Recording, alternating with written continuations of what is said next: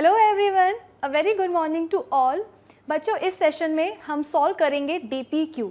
DPQ मतलब daily practice questions, यानी कि ये सेशन होने वाला है एक डीपीक्यू सेशन। बच्चों, प्रीवियस वीडियो में, प्रीवियस लेक्चर्स में हमने जो क्लास 10th फिजिक्स का सेकेंड चैप्टर है the human eye and the colourful world वो स्टार्ट किया था। उसमें हमने बहुत सारी चीज़ें पढ़ ली हैं। ह्यूमन आई का स्ट्रक्चर पढ़ा, फिर इसके बाद में जो पूरी प्रोसेस होती है विजन की वो पढ़ ली, power of accommodation, far point, near point, फिर इसके बाद में जो डिफेक्ट्स होते हैं विजन के वो पढ़ लिए, उनको करेक्ट कैसे करना है वो भी पढ़ लिया। तो इतनी सारी तमाम चीज़ें जो हमने पढ़ रखी हैं उसको करना होगा हमें रिवाइज। क्यों रिवाइज? क्योंकि आज हम बेसिकली जो आपका चैप्टर है ना the human eye and the colourful world, तो ह्यूमन आई तो हमने पढ़ लिया है, जो कलरफुल वर्ल्ड है अराउंड अस उसको आज हम करेंगे कंटिन्यू, कुछ और बातें पढ़ेंगे उस चैप्टर के बारे में।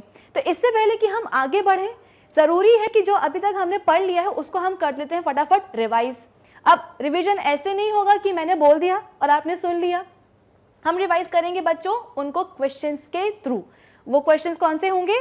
हमारे डीपीक्यू। इससे क्या होगा? रिवीजन भी हो जाएगा और आपको क्वेश्चंस का पैटर्न भी पता चलेगा कि किस तरह से एग्जाम्स में क्वेश्चंस आते हैं। तो भाई आज के इस सेशन का मैंने टारगेट कर दिया है सेट कि हमें सॉल्व करना है डीपीक्यू। तो जब टारगेट हो गया सेट तो फिर देरी किस बात की। तो चलिए स्टार्ट करते हैं आज का हमारा ये lecture. This is Vibhuti Khare, welcome to magnet brains. Magnet brains जहाँ पे आपको सभी चैप्टर्स के वीडियो लेक्चर्स मिलेंगे बिल्कुल फ्री ऑफ कॉस्ट, यानी कि मैग्नेट ब्रेन्स में आपको 2 चैप्टर्स पढ़ने के बाद किसी भी तरह का पेमेंट करने की या पैकेज लेने की ज़रूरत बिल्कुल भी नहीं है, क्योंकि मैग्नेट ब्रेन्स आप सब तक पहुँचा रहा है क्वालिटी एजुकेशन बिल्कुल फ्री ऑफ कॉस्ट। तो इसी अच्छी बात से हम स्टार्ट करते हैं आज का हमारा डीपीक्यू सेशन। एक डाउट था बच्चों के मन में, बहुत बड़ा डाउट था, और मुझे लगता है ये ऑलमोस्ट सभी बच्चों के दिमाग में रहेगा जिनने हमारा लाइव सेशन नहीं देखा है, कि मैम ये सारे टॉपिक्स तो जो है ना हटा दिए गए हैं हमारे सिलेबस से, फिर आप क्यों पढ़ा रहे हो? बच्चों, ये सब टॉपिक्स जो हटाए दिए हैं ना, ये सिर्फ इस सेशन के लिए हटाए गए हैं, वो भी कोरोना वगैरह के कारण कि आपकी स्कूल्स ओपन नहीं हो पा रहे हैं और क्लासेस नहीं लग पा रही हैं, रेगुलर क्लासेस। ऐसा नहीं है कि सीबीएसई को रियलाइज़ हुआ है कि बच्चों के ऊपर काफ़ी बर्डन था सिलेबस का, इसलिए उठा करके कम कर दिया। नहीं, सिर्फ इसलिए क्योंकि आपकी क्लासरूम टीचिंग नहीं हो पा रही है प्रॉपरली। हो सकता है बहुत से ऐसे टॉपिक्स हैं जो क्लासरूम में कवर ना हो पाए, इसलिए एग्जाम पॉइंट ऑफ व्यू से इन टॉपिक्स को हटा दिया गया है। इसका मतलब ये नहीं है कि ये चीज़ें, ये टॉपिक्स आपके लिए अब ज़रूरी नहीं है और इनको हमेशा के लिए हटा दिया गया है। ठीक है, पहली बात तो ये। दूसरी चीज़ क्या है कि अभी आपके पास सफिशिएंट टाइम है। ये चैप्टर बहुत छोटा सा है, मुझे लगता है इस वीक हम ये वाला चैप्टर फिनिश कर लेंगे और जो हमारा 3rd चैप्टर है वो भी स्टार्ट कर देंगे। तो अभी आपके पास सफिशिएंट टाइम है ये सारी चीज़ों को पढ़ने का। बेशक जब आपके एग्जाम्स आएँ तो इन्हें आप मत पढ़िएगा, इन्हें रिवाइज मत करिएगा, लेकिन अभी क्या हो रहा है ना, कंटिन्यूशन में पढ़ते जाइए। ह्यूमन आई हट गया है सिलेबस से, लेकिन the colourful world around us ये तो अभी भी है ना। तो आपने देखा होगा कि बस 4 लेक्चर्स में ह्यूमन आई कंप्लीट हो गया है। बहुत छोटे से टॉपिक्स है बच्चों, और आपकी अंडरस्टैंडिंग को बेटर बनाने के लिए ही ये सारी चीज़ें आपके सिलेबस में डाली गई हैं। तो जब सिलेबस में है तो पढ़ लेते हैं, ठीक है। तो अब ये काम करते हैं, जो भी हमने कल पढ़ा है उसको हम रिवाइज कर लेते हैं हमारे फर्स्ट क्वेश्चन के साथ। फर्स्ट क्वेश्चन क्या है? कलर पार्ट ऑफ द आई।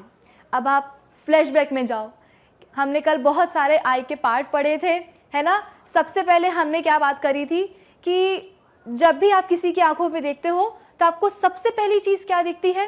दिखती है आंखों का कलर। आंखों का कलर बहुत ज़्यादा डिफरेंट होता है। वो आंखों का कलर किसके कारण आ रहा है?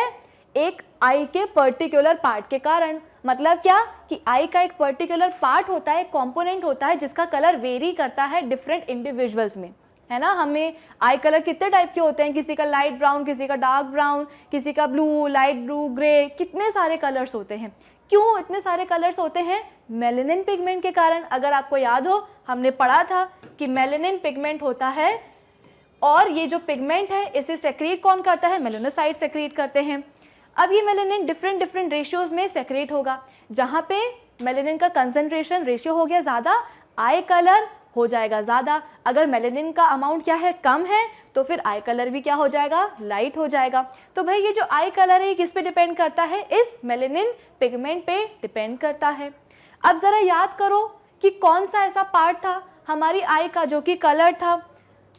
ये देखो यहाँ पे मैंने जो भी हमने कल चीज़ें पढ़ी हैं उसको मैंने समराइज करने के लिए इस तरह से, ये टॉपिक्स हैं जो कि हमने आई के बारे में पढ़ा है, आई के स्ट्रक्चर के बारे में, और ये है इसका एक बढ़िया सा डायग्राम। तो देखो ये जो ब्लू कलर का आपको स्ट्रक्चर दिख रहा है ये क्या है, कलर्ड है। कलर्ड क्यों है, मेलानिन के कारण है। और इसे हम क्या कहते हैं, इसे हम कहते हैं आइरिस।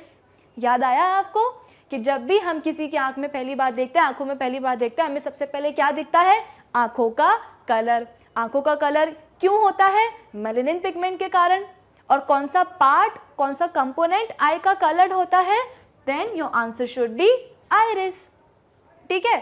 अब आपको कभी किसी की आंखों के कलर की तारीफ करनी है ना, तो ये मत बोलना कि आपकी आंखों का कलर बहुत सुंदर है, आप बोलना कि आपके आइरिस का कलर बहुत सुंदर है। अब अगर तो सामने वाले को पता होगा कि आइरिस क्या होता है तो ठीक है, अगर नहीं पता होगा तो आपको ये जो ज्ञान मिला है ना उन पे जाके चिपका देना, मस्त हो जाएगा। ठीक है।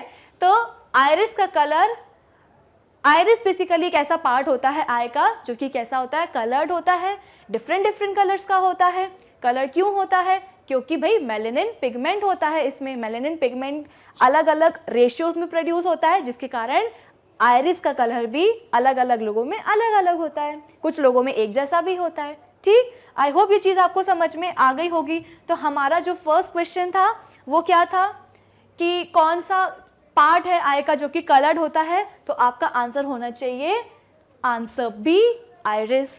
फिर मैंने आपको बताया था कि जिस तरह से हमारे घरों में खिड़कियां होती हैं उसी समान हमारी आंखों में भी खिड़कियां होती हैं, एक आंख में एक खिड़की। ये जो आइरिस है, इस आइरिस के सेंटर में आपको एक ब्लैक कलर का स्पॉट दिखेगा। एक्चुअली वो स्पॉट नहीं है, वो है ब्लैक कलर की ओपनिंग, और उसे हम क्या कहते हैं, उसे हम कहते हैं प्यूपिल। इस प्यूपिल का काम क्या होता है, जो आपके घर में खिड़कियों का काम होता है ना, वही इस प्यूपिल का भी काम होता है। खिड़कियों का काम क्या होता है कि सनलाइट को अंदर लेकर के आना। तो प्यूपिल भी जो हमारी आंखों की खिड़कियां हैं उसका भी यही काम होता है। क्या करती है प्यूपिल, लाइट रेस को बाहर से अंदर की तरफ लेकर के आएगी। ठीक, तो क्या होगा, इधर देख लो डायग्राम में, ये दिख रहा है आपको, ये रही क्या हमारी ब्लू कलर की आइरिस, इसके बीच में देखो आपको ब्लैक कलर का एक स्ट्रक्चर दिख रहा होगा, इसको हम कहते हैं प्यूपिल। फिर मैंने आपको बताया था कि जो प्यूपिल है, हम जाते हैं जैसे कि अपने घर से निकले हैं, हम कहाँ, धूप में निकले हैं, घर के बाहर निकला है, जैसे ही बाहर निकलते हैं ना वैसे हम अपनी आंखों को ऐसे छोटा छोटा कर लेते हैं। क्यों छोटा कर लेते हैं, क्योंकि हमारी आंखों के पीछे की जो भी चीज़ें ना काफ़ी सेंसिटिव है। हमें पता है कि हमारी आंखों में क्या है, खिड़कियां हैं। ये खिड़कियां क्या करती है, सनलाइट को, लाइट रेस को अंदर लेकर के आती हैं। जब तक आप घर में थे तब तक सफिशिएंट लाइट मिल रही थी आपके आंखों तक, जैसे ही आप बाहर गए तो सनलाइट ज़्यादा जाने लगी आंखों में। अब ज़्यादा जाएंगी तो आंखों की चीज़ें जो हैं वो डैमेज हो सकती हैं, इसलिए क्या होता है, ये प्यूपिल छोटी छोटी हो जाती हैं। आपके घर में भी जब ज़्यादा धूप आती है तो आप क्या करते हो, खिड़की लगा देते हो, ज़्यादा हो तो कर्टेन्स भी लगा सकते हो। प्यूपिल भी क्या करेगी, ज़्यादा रोशनी अंदर ना जाए इसलिए छोटी हो जाएगी। फिर जब आप बाहर से घर के अंदर आते हो जहाँ पे लाइट कम हो जाती है, फिर क्या करते हो आप, एकदम से अपनी आंखें से बड़ी बड़ी करते हो। बड़ी बड़ी क्यों करते हो, क्योंकि आप चाहते हो जब आप बाहर से अंदर आए हो तो लाइट कम हो गई है, लेकिन अंदर भी तो आपको देखना ही है। तो आप कैसे देख पाओगे, जब ज़्यादा लाइट अंदर जाएगी। ज़्यादा लाइट अंदर कैसे जाएगी, जब हमारी ये खिड़की बड़ी हो जाएगी। तो जब बाहर निकलोगे तो खिड़की छोटी, जब अंदर आओगे तो खिड़की बड़ी। प्यूपिल हो जाएगी, बाहर जाओगे तो छोटी, अंदर आओगे तो बड़ी हो जाएगी। अब ये जो प्यूपिल की साइज का रेगुलेशन है ना, ये कौन करता है, ये जो कलर्ड पार्ट है ना यही करता है।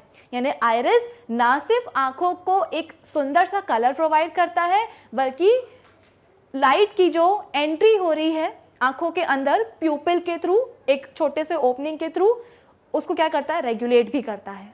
ठीक, तो ये रहा क्या, आइरिस और उसके बीच में प्यूपिल, यानी कि छोटी सी ओपनिंग जहां से लाइट अंदर जाती है। आई बात आपको समझ में।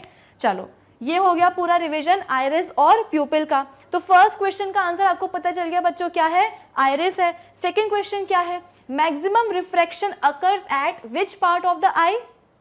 भाई आंखों में, अभी तो हमने ये पढ़ लिया कि आइरिस पढ़ लिया और जो प्यूपिल है उसके थ्रू लाइट जा रही है, ये भी हमने पढ़ लिया।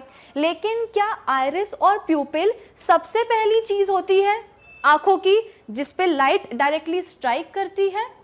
बिल्कुल भी नहीं। क्यों? क्योंकि भाई सबसे पहली चीज जो आउटर मोस्ट लेयर होती है हमारी आंखों की, वो कौन होती है? कॉर्निया होती है। ये दिख रहा है आपको, इस तरह से एक बाहर की तरफ उभरी हुई एक आउटर मोस्ट लेयर होती है आई की, और उस लेयर को हम क्या कहते हैं बच्चों? उसको हम कहते हैं कॉर्निया।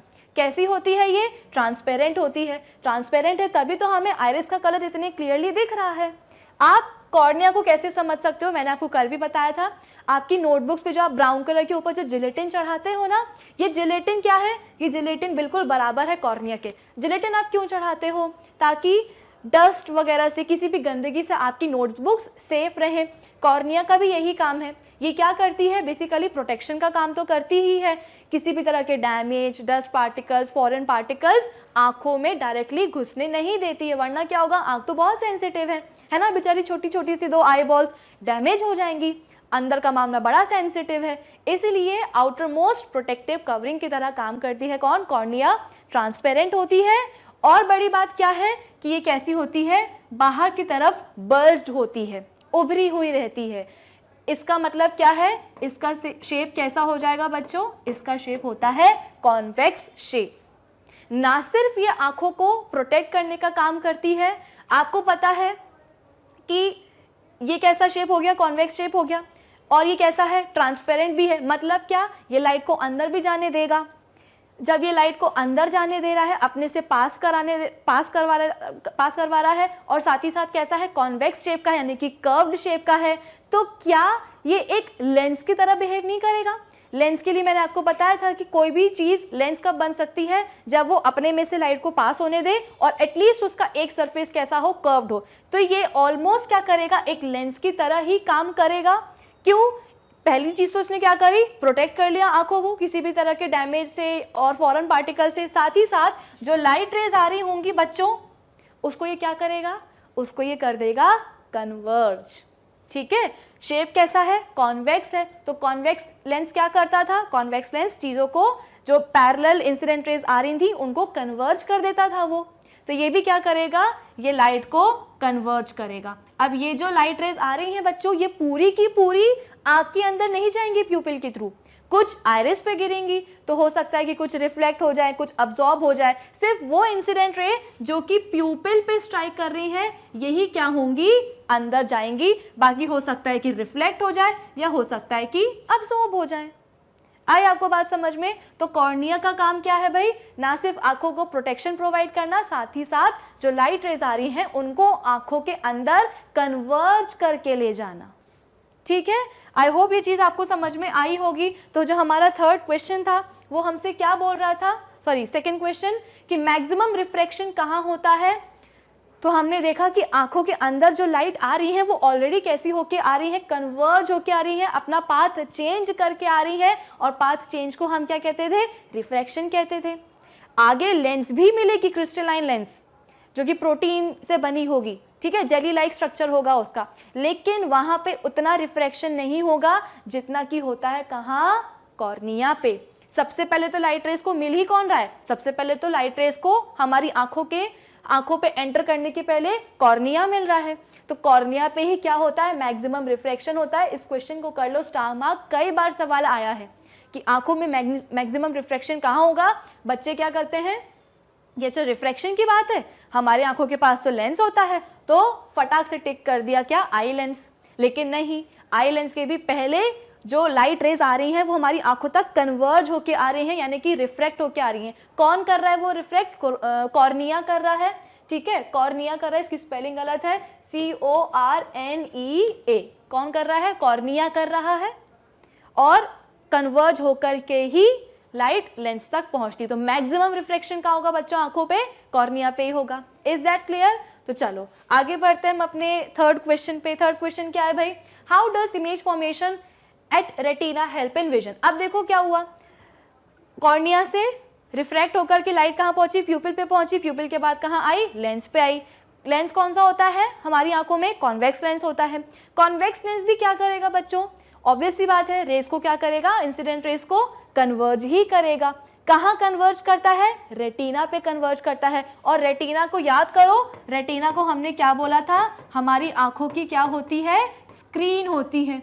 जिस तरह से स्क्रीन पे इमेज बनती है, उसी तरह से हमारी आंखों पे भी एक स्क्रीन होती है जिसे हम कहते हैं रेटिना। इस रेटिना पे बनती है क्या? इमेज। लेकिन सवाल ये है कि रेटिना पे ही क्यों इमेज बनाई जाती है, कहीं और क्यों नहीं बनाई जाती? तो भाई रेटिना के पास होते हैं दो sensors, rods and cones. Rods क्या करेंगे? लाइट के अमाउंट को इवैल्यूएट करेंगे। कोन्स क्या करेंगे? लाइट के कलर को इवैल्यूएट करेंगे।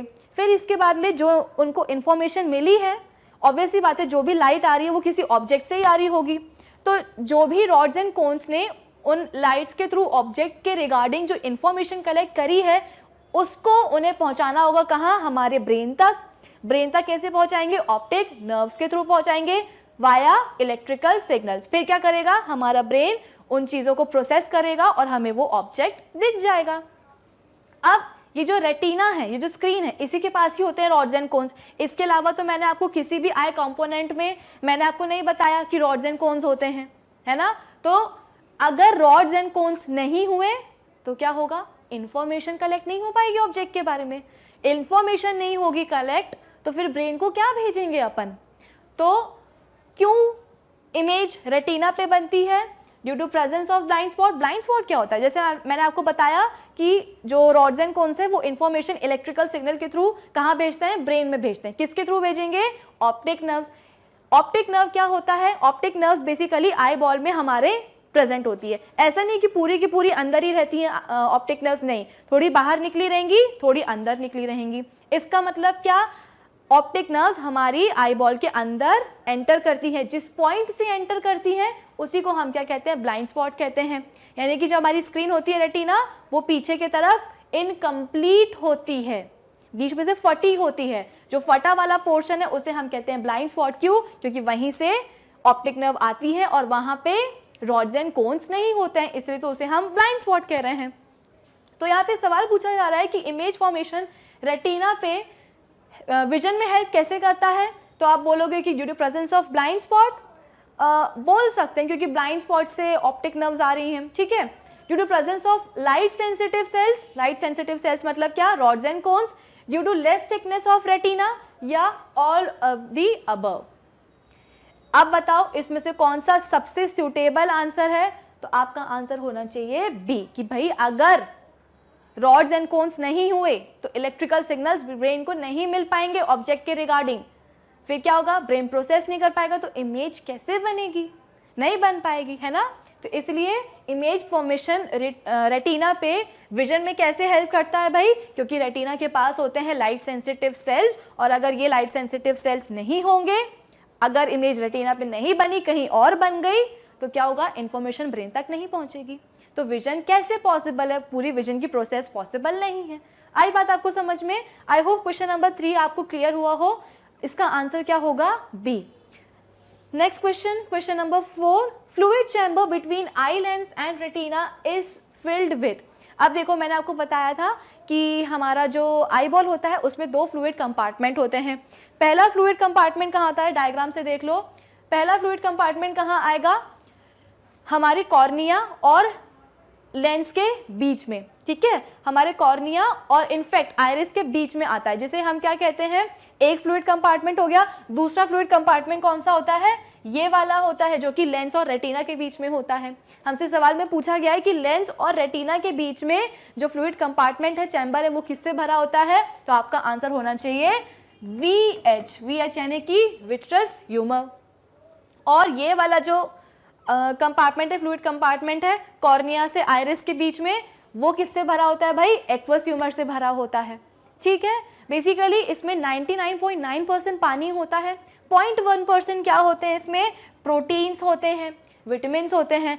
ना सिर्फ ये हमारी आंखों को, ये दोनों ही फ्लूइड कंपार्टमेंट हमारी आंखों को मॉइस्चर प्रोवाइड करते हैं, साथ ही साथ ये लाइट का जो रिफ्रैक्शन हो रहा है ना आंखों के अंदर, है ना, लाइट का जो रिफ्रैक्शन हो रहा है आंखों के अंदर, उसको भी सपोर्ट करेंगे।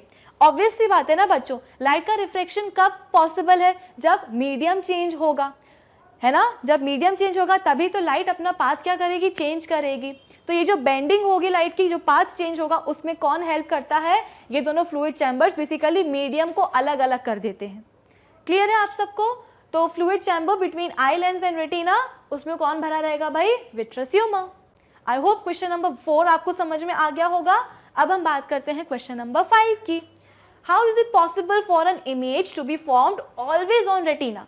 रेटिना पे इमेज के बनने की मजबूरी तो हमने देख ली कि भाई उसके पास रॉड्स एंड कोन्स होते हैं, इसके अलावा कहीं नहीं होंगे आई बॉल में रॉड्स एंड कोन्स। और अगर इमेज रेटिना पे नहीं बनी तो rods and cones information collect नहीं कर पाएंगे, ब्रेन को नहीं दे पाएंगे और विजन नहीं होगा पॉसिबल। लेकिन ऐसा कैसे पॉसिबल है कि रेटिना पर ही इमेज बनती है? ऑप्शंस देखते हैं।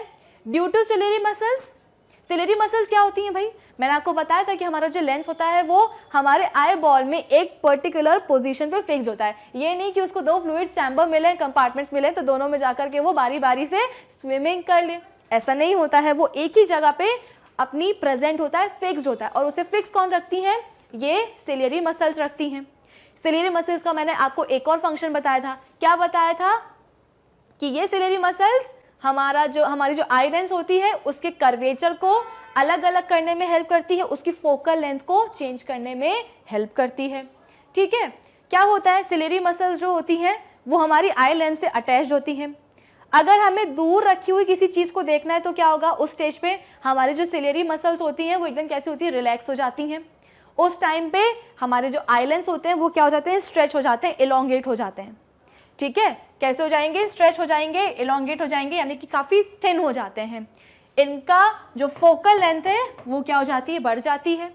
तो दूर रखा हुआ ऑब्जेक्ट भी हमें दिख जाता है। उसकी इमेज कहाँ बन जाती है? रेटिना पे। क्योंकि हमने कई बार ही पढ़ा है ना कि कॉन्वेक्स लेंस हो चाहे कॉन्केव लेंस हो, अलग अलग ऑब्जेक्ट की पोजीशन पे अलग अलग इमेज पोजीशन हमें मिलती है। कहीं भी ऑब्जेक्ट रखो तो इमेज भी क्या होगी? उसके अकॉर्डिंग कहीं और मिलेगी।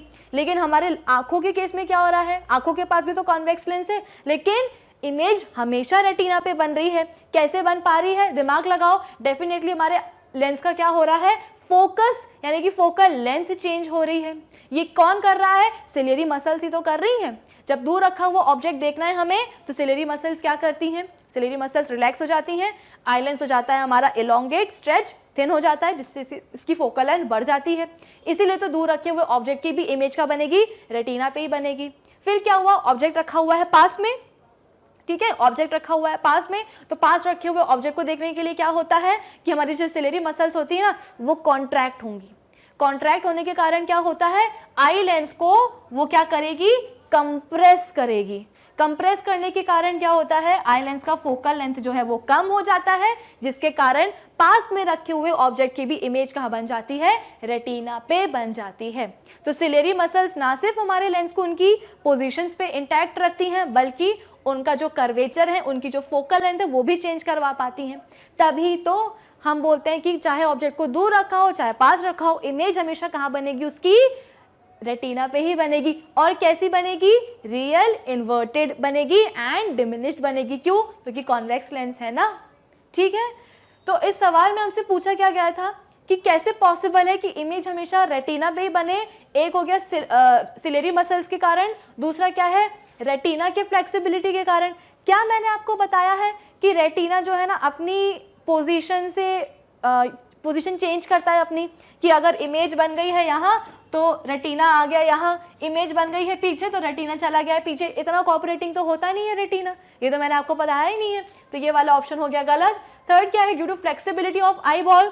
आई बॉल नो डाउट फ्लेक्सिबल होती है, इलास्टिक होती है, लेकिन इसका मतलब ये नहीं कि जहाँ जहाँ इमेज बन रही है वहाँ वहाँ वो भी साथ में मूव करती जाए, ये भी गलत है। Due to fluid nature of vitreous humour, इसका तो कोई सेंस ही नहीं बनता, हटाओ इसे। यानी कि option A, ciliary muscles he main ऐसी चीज होती है जिसके कारण हम दूर या पास रखे हुए ऑब्जेक्ट को क्लियरली देख पाते हैं, यानी कि उसकी इमेज कहाँ बन पाती है? रेटिना पे बन पाती है। क्यों? इस प्रॉपर्टी के कारण। तो आई होप ये वाला सवाल आपको क्लियर हो गया होगा बच्चों। 5 क्वेश्चंस हो गए हैं। अब हम बात करते हैं हमारे नेक्स्ट क्वेश्चन की। नेक्स्ट क्वेश्चन क्या है? The most distant point at which an object can be seen clearly is called. 2 point होते हैं। अच्छा, जो अभी हमने पढ़ा है आई लेंस के कर्वेचर को चेंज करना, फोकल लेंथ इंक्रीज करना, फोकल लेंथ कम करना, इसे हम क्या कहते हैं? पावर ऑफ अकोमोडेशन कहते हैं। अब वो पॉइंट जो हमारी आंखों से काफी दूर है, ठीक है, मोस्ट डिस्टेंट पॉइंट जिस पे रखा हुआ ऑब्जेक्ट हमें दिख जाएगा, उसे हम क्या कहते हैं? फार पॉइंट कहते हैं। यानी कि वो मैक्सिमम डिस्टेंस होता है हमारी आंखों से, कोई भी ऑब्जेक्ट रखा हुआ है उस डिस्टेंस पे और जिसे हम देख पा रहे हैं उसे हम क्या कहेंगे, फार पॉइंट कहेंगे। अब आप बोलेंगे कि मैम हमें तो 10 किलोमीटर के आगे दिखता नहीं है, यानी कि हमारा फार पॉइंट क्या है, 10 किलोमीटर है। ऐसा कुछ नहीं है। जरा ऊपर देखो, क्या आपको स्काई में सन, मून, सैटेलाइट, स्टार्स नहीं देखने को मिलते, रेनबो नहीं देखने को मिलता? बिल्कुल मिलता है। तो भाई वो तो हमसे मिलियंस ऑफ लाइट ईयर दूर है, लेकिन फिर भी आप उन्हें देख पा रहे हो ना, छोटा ही सही लेकिन देख तो पा रहे हो। इसका मतलब क्या कि हमारा जो फार पॉइंट है वो क्या होता है ह्यूमन बींग्स के लिए, इन्फिनिटी होता है। यानी कि ऑब्जेक्ट को अगर आपने रखा है इन्फिनिटी पे तो इन्फिनिटी पे वो हमको देखेगा, हाँ इन्फिनिटी के बाद नहीं देखेगा। जैसे फार पॉइंट होता है तो इसका ऑप्शन क्या हो जाएगा भाई, option C, the most distant point at which an object can be seen clearly is far point. ठीक है, फिर इसके बाद में जैसे फार पॉइंट होता है वैसे ही एक नियर पॉइंट भी होता है, यानी कि ये वो मिनिमम डिस्टेंस है जिसके आगे हमारी आंख देख नहीं पाती है उस ऑब्जेक्ट को बिना किसी स्ट्रेन के।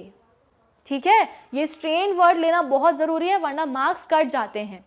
जैसे आपने बोला कि 25 सेंटीमीटर का एक ऐसा डिस्टेंस होता है कि आप ऑब्जेक्ट को रखो कहाँ, 25 सेंटीमीटर के डिस्टेंस पे, और उस 25 सेंटीमीटर के डिस्टेंस पे जब आप अपने ऑब्जेक्ट को रखोगे, इसके पास जब आप लेके जाओगे तो आपको ऑब्जेक्ट नहीं दिखेगा। ऐसा तो कुछ नहीं है। आप अपने चेहरे को, आप अपने हाथ को अपने चेहरे पे रख लो तो भी आपको अपना हाथ दिखेगा। ये कैसे पॉसिबल है? क्योंकि हमें पता है कि कोई भी पास में रखी हुई ऑब्जेक्ट को हमें देखना होता है तो हमारी जो सिलियरी मसल्स हैं वो क्या करती हैं, कॉन्ट्रैक्ट करती हैं और लेंस को कंप्रेस करेगी।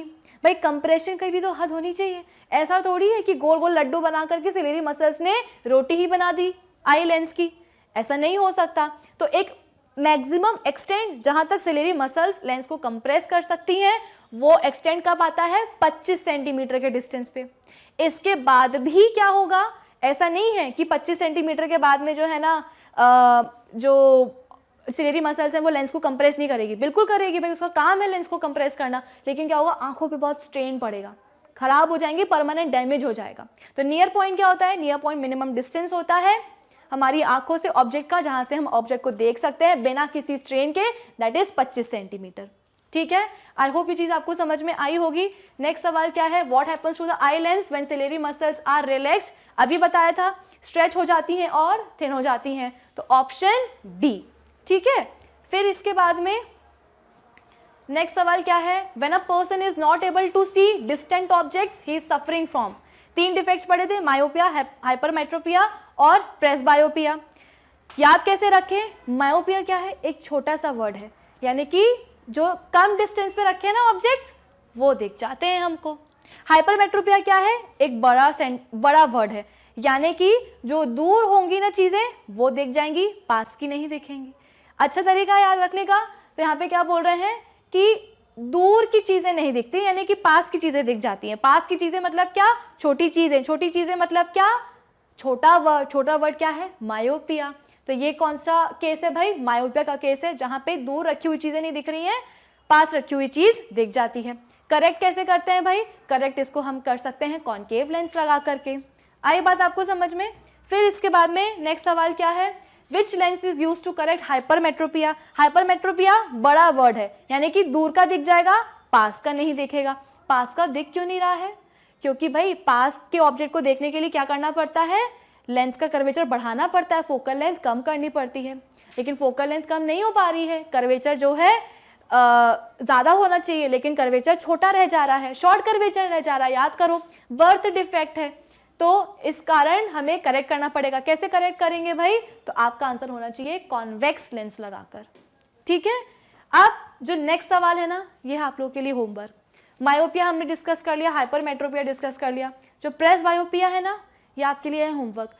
इस सवाल का जवाब आपको देना होगा कमेंट सेक्शन में कि भाई प्रेसबायोपिया किसके वजह से होता है। एक सेंटेंस याद रखना कि कभी भी किसी आग में मायोपिया हाइपरमेट्रोपिया साथ में नहीं होगा, प्रेसबायोपिया मायोपिया हो सकता है। तो इस सवाल को कर लो आप नोट और मुझे कमेंट सेक्शन में बताना इसका आंसर क्या होना चाहिए। डिस्पर्जन के लिए हम बोलते हैं कि scattering of white light into constituents colour.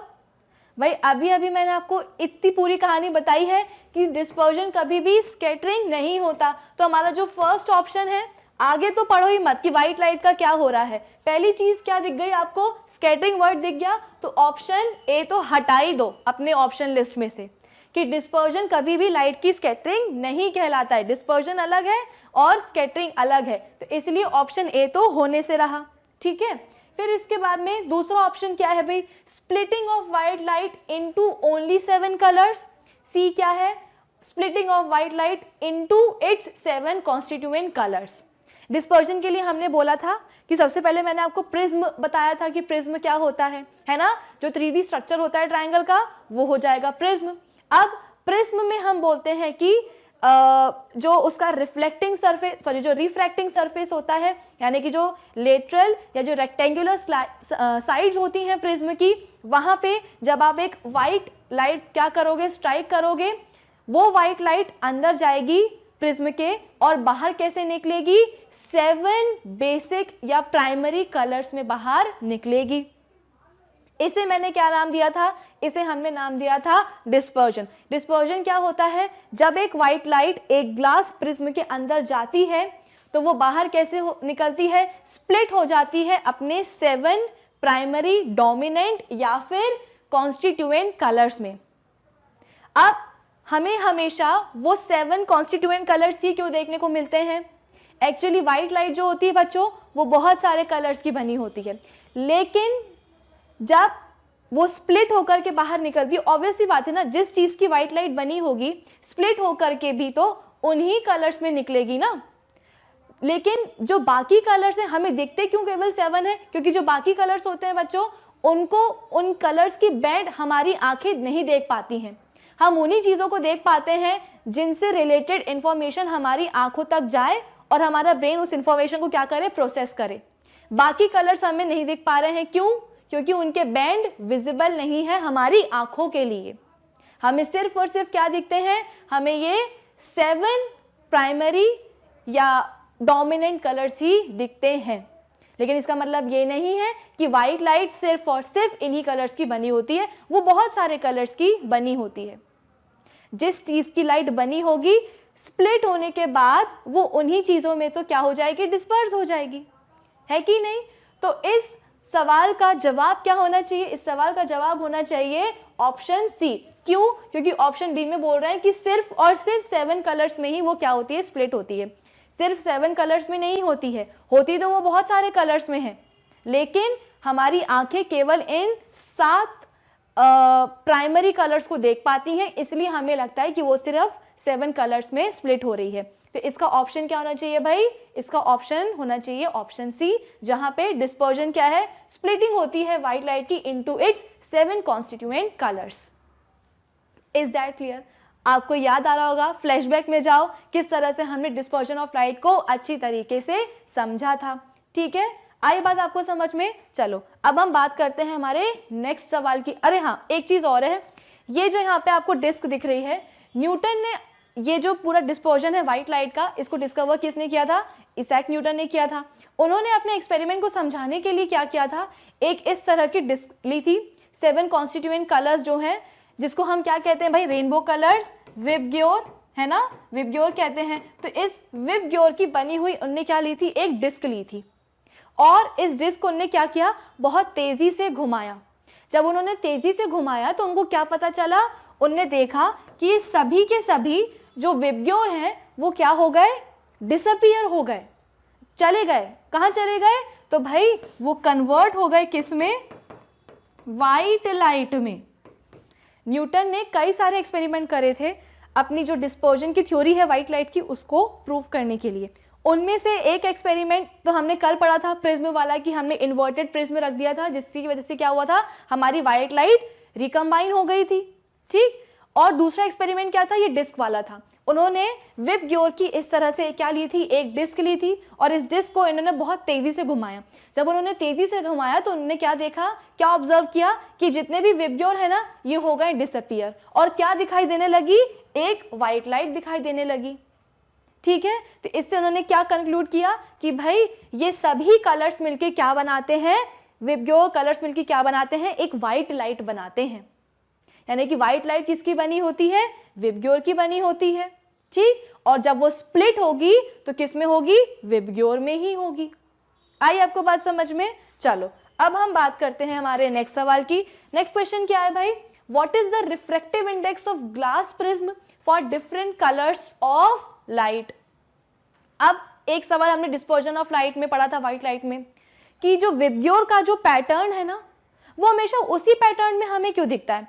चलो ठीक है, हमें ये समझ में आ गया कि जो व्हाइट लाइट है वो बहुत सारे कलर्स की बनी होती है, लेकिन जब वो स्प्लिट होती है तो भी ऑब्वियसली बात है वो उन सभी कलर्स में स्प्लिट होगी, लेकिन हमें सिर्फ विबग्योर दिखाई देते हैं। क्यों? क्योंकि उन कलर्स की बैंड हमारी आंखों तक पहुंचती है, वो हमारे लिए विजिबल है। लेकिन वो जो सीक्वेंस होता है ना विबग्योर, क्या क्या होता है इसमें, violet, indigo, blue, green, yellow, orange, red, हमें हमेशा यही सीक्वेंस क्यों मिलता है? क्यों नहीं हमेशा हमें कभी येलो की जगह ग्रीन दिख गया, ब्लू की जगह ऑरेंज दिख गया, रेड की जगह वॉयलेट दिख गया, ऐसा क्यों नहीं होता? वो इसलिए क्योंकि कौन रिस्पॉन्सिबल है इनकी, इन सभी डिफरेंट कलर की लाइट्स की वेवलेंथ रिस्पॉन्सिबल है। आखिर ये लाइट की स्प्लिटिंग हो ही क्यों रही थी, क्यों डिस्पर्जन हो रहा था भाई? अच्छा खासा हमारा प्रिज्म था, उस पे जो है ना एक वाइट लाइट आ रही थी, जबरदस्ती जो है ना हमारी जो लाइट थी वो किस में स्प्लिट हो गई, डिफरेंट कलर्स में स्प्लिट हो गई। ठीक है, सवाल ये कि स्प्लिटिंग हुई क्यों है। आप और आपके दोस्त जब मॉल गए थे तो अलग अलग डायरेक्शंस में क्यों चले गए? क्योंकि आप सबकी अलग अलग रिक्वायरमेंट्स थी, किसी को भूख लगी थी, किसी को पानी पीना था, किसी को रेस्ट करना था, किसी को शॉपिंग करनी थी। सिमिलरली ये जो व्हाइट लाइट के जो डिफरेंट कलर्स हैं, 7 कॉन्स्टिट्यूएंट कलर्स हैं, ये प्रिज्म से बाहर निकल के स्प्लिट क्यों हो गए? क्योंकि मैंने आपको बताया था कि जब डिफरेंट कलर की लाइट्स एयर में और वैक्यूम में ट्रैवल करती हैं तो सभी क्या करती हैं, सेम स्पीड के साथ ट्रैवल करती हैं। हवा में ये व्हाइट लाइट के फॉर्म में कैसी आ रही थी, क्योंकि इन सभी डिफरेंट कलर्स की स्पीड क्या थी, सेम थी, तो एयर में ये एक ही स्पीड के साथ आ रही थी। लेकिन जैसे ही ये कहाँ गई, ग्लास प्रिज्म के अंदर गई, ग्लास प्रिज्म मतलब क्या, मीडियम चेंज हो गया। इस मीडियम चेंज के कारण क्या हुआ, ये अपनी अपनी वेलोसिटी के साथ क्या हो गई, बाहर निकल के आ गई। ठीक है, तो पहला रीजन क्या है, पहला जो हमने डिस्पर्जन पढ़ा था कि डिस्पर्जन होता क्या है, व्हाइट लाइट जब एक ग्लास प्रिज्म के अंदर जाएगी तो अपने 7 कॉन्स्टिट्यूएंट कलर्स में स्प्लिट हो जाती है। लेकिन ये स्प्लिटिंग क्यों हो रही है, क्योंकि भैया जब वो व्हाइट लाइट, जब ये सभी कलर्स कहाँ ट्रैवल कर रहे थे, एयर में ट्रैवल कर रहे थे, वैक्यूम में ट्रैवल कर रहे थे, उन सब की वेलोसिटी कैसी थी, सेम थी, सेम वेलोसिटी के साथ जा रहे थे, इसीलिए सब के सब क्या हुए, एक साथ जा रहे थे। लेकिन जैसे ही ये व्हाइट लाइट कहाँ पहुंची, ग्लास प्रिज्म के अंदर पहुंची, ग्लास प्रिज्म के अंदर क्या हुआ, मीडियम चेंज हो गया, तो ये जितने भी कॉन्स्टिट्यूएंट कलर्स की लाइट है वो अपने अपनी वेलोसिटी के साथ क्या हुई, प्रिज्म के बाहर आ गई। किसी की वेलोसिटी ज्यादा थी, किसी की वेलोसिटी कम थी। अगर ज्यादा थी तो वो प्रिज्म के पहले निकल आई, जिसकी कम थी वो थोड़ी देर बाद निकली। इसकी वजह से जो व्हाइट लाइट है हमारी, उसकी क्या हो गई, स्प्लिटिंग हो गई प्रिज्म से निकलने के बाद, ग्लास प्रिज्म से निकलने के बाद। पहली चीज। फिर दूसरी चीज ये कि हमेशा हमें यही वाला पैटर्न क्यों देखने को मिलता है, सीक्वेंस चेंज क्यों नहीं होता। तो मैंने आपको एक रिलेशन याद रखने के लिए क्या था वो रिलेशन, कि भाई जो रिफ्रैक्शन होता है, ठीक है, जो रिफ्रैक्शन होता है वो किसके इनवर्स प्रोपोर्शनल होता है भाई, वो इनवर्स प्रोपोर्शनल होता है लाइट की वेवलेंथ के। रिफ्रैक्शन किसके इनवर्स प्रोपोर्शन में होता है, लाइट के वेवलेंथ के। ठीक है, सबसे ऊपर हमें कौन सी लाइट मिलती है, सबसे ऊपर मिलती है हमें रेड लाइट। कौन सी लाइट मिलती है भाई, हमें मिलती है सबसे ऊपर एक रेड लाइट। रेड लाइट क्यों मिलती है भाई, जरा दिमाग लगाओ। मैंने आपको बताया था कि जो प्रिज्म होता है वो हमेशा लाइट को अपने बेस की तरफ रिफ्रैक्ट होने के लिए मजबूर कर देता है।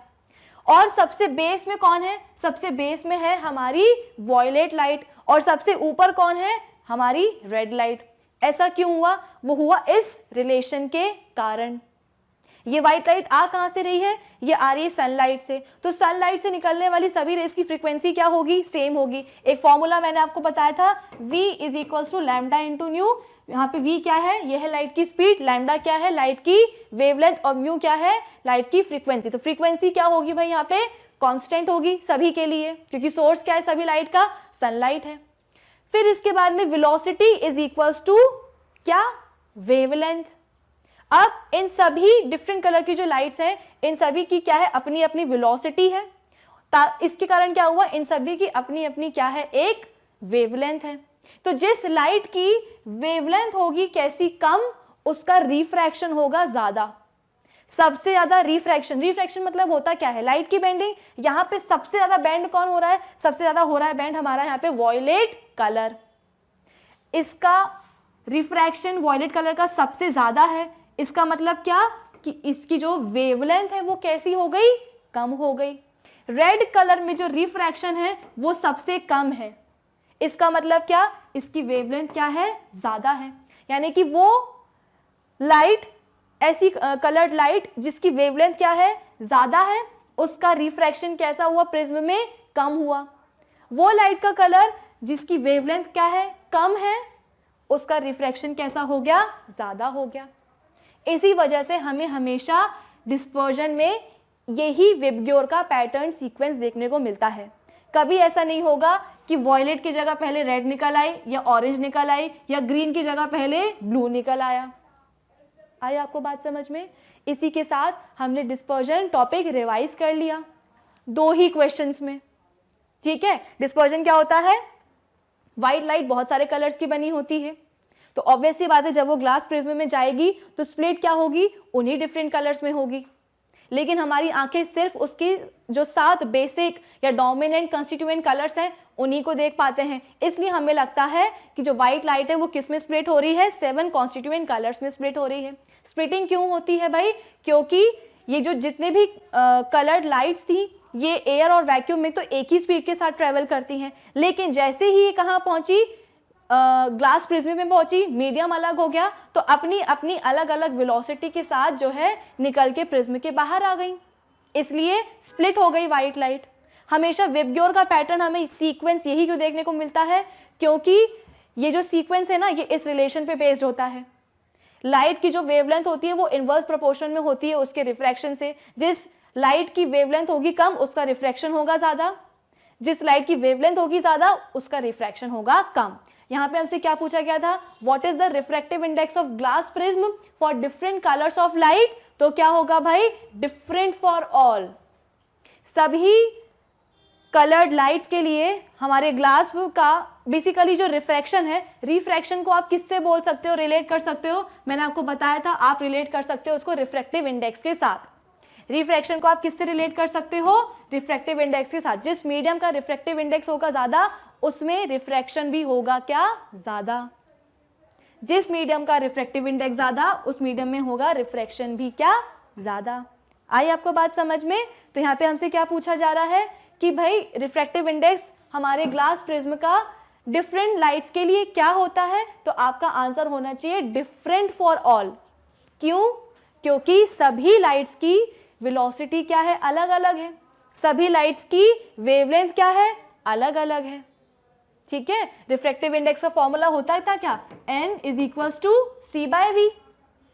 अब अगर मैं बोलूं कि हमारे पास 7 कलर की लाइट्स आ रही हैं, तो रेड लाइट के लिए भाई c तो सेम होता है, लाइट की स्पीड इन एयर या वैक्यूम तो हमेशा सेम होती है, तो इस c को अगर मैं हटा भी दूं तो भी कुछ जाएगा नहीं मेरा। तो मैंने क्या देखा, रिफ्रैक्टिव इंडेक्स किसके इनवर्स प्रोपोर्शन में आ गया है, लाइट की वेलोसिटी के इनवर्स प्रोपोर्शन में आ गया है।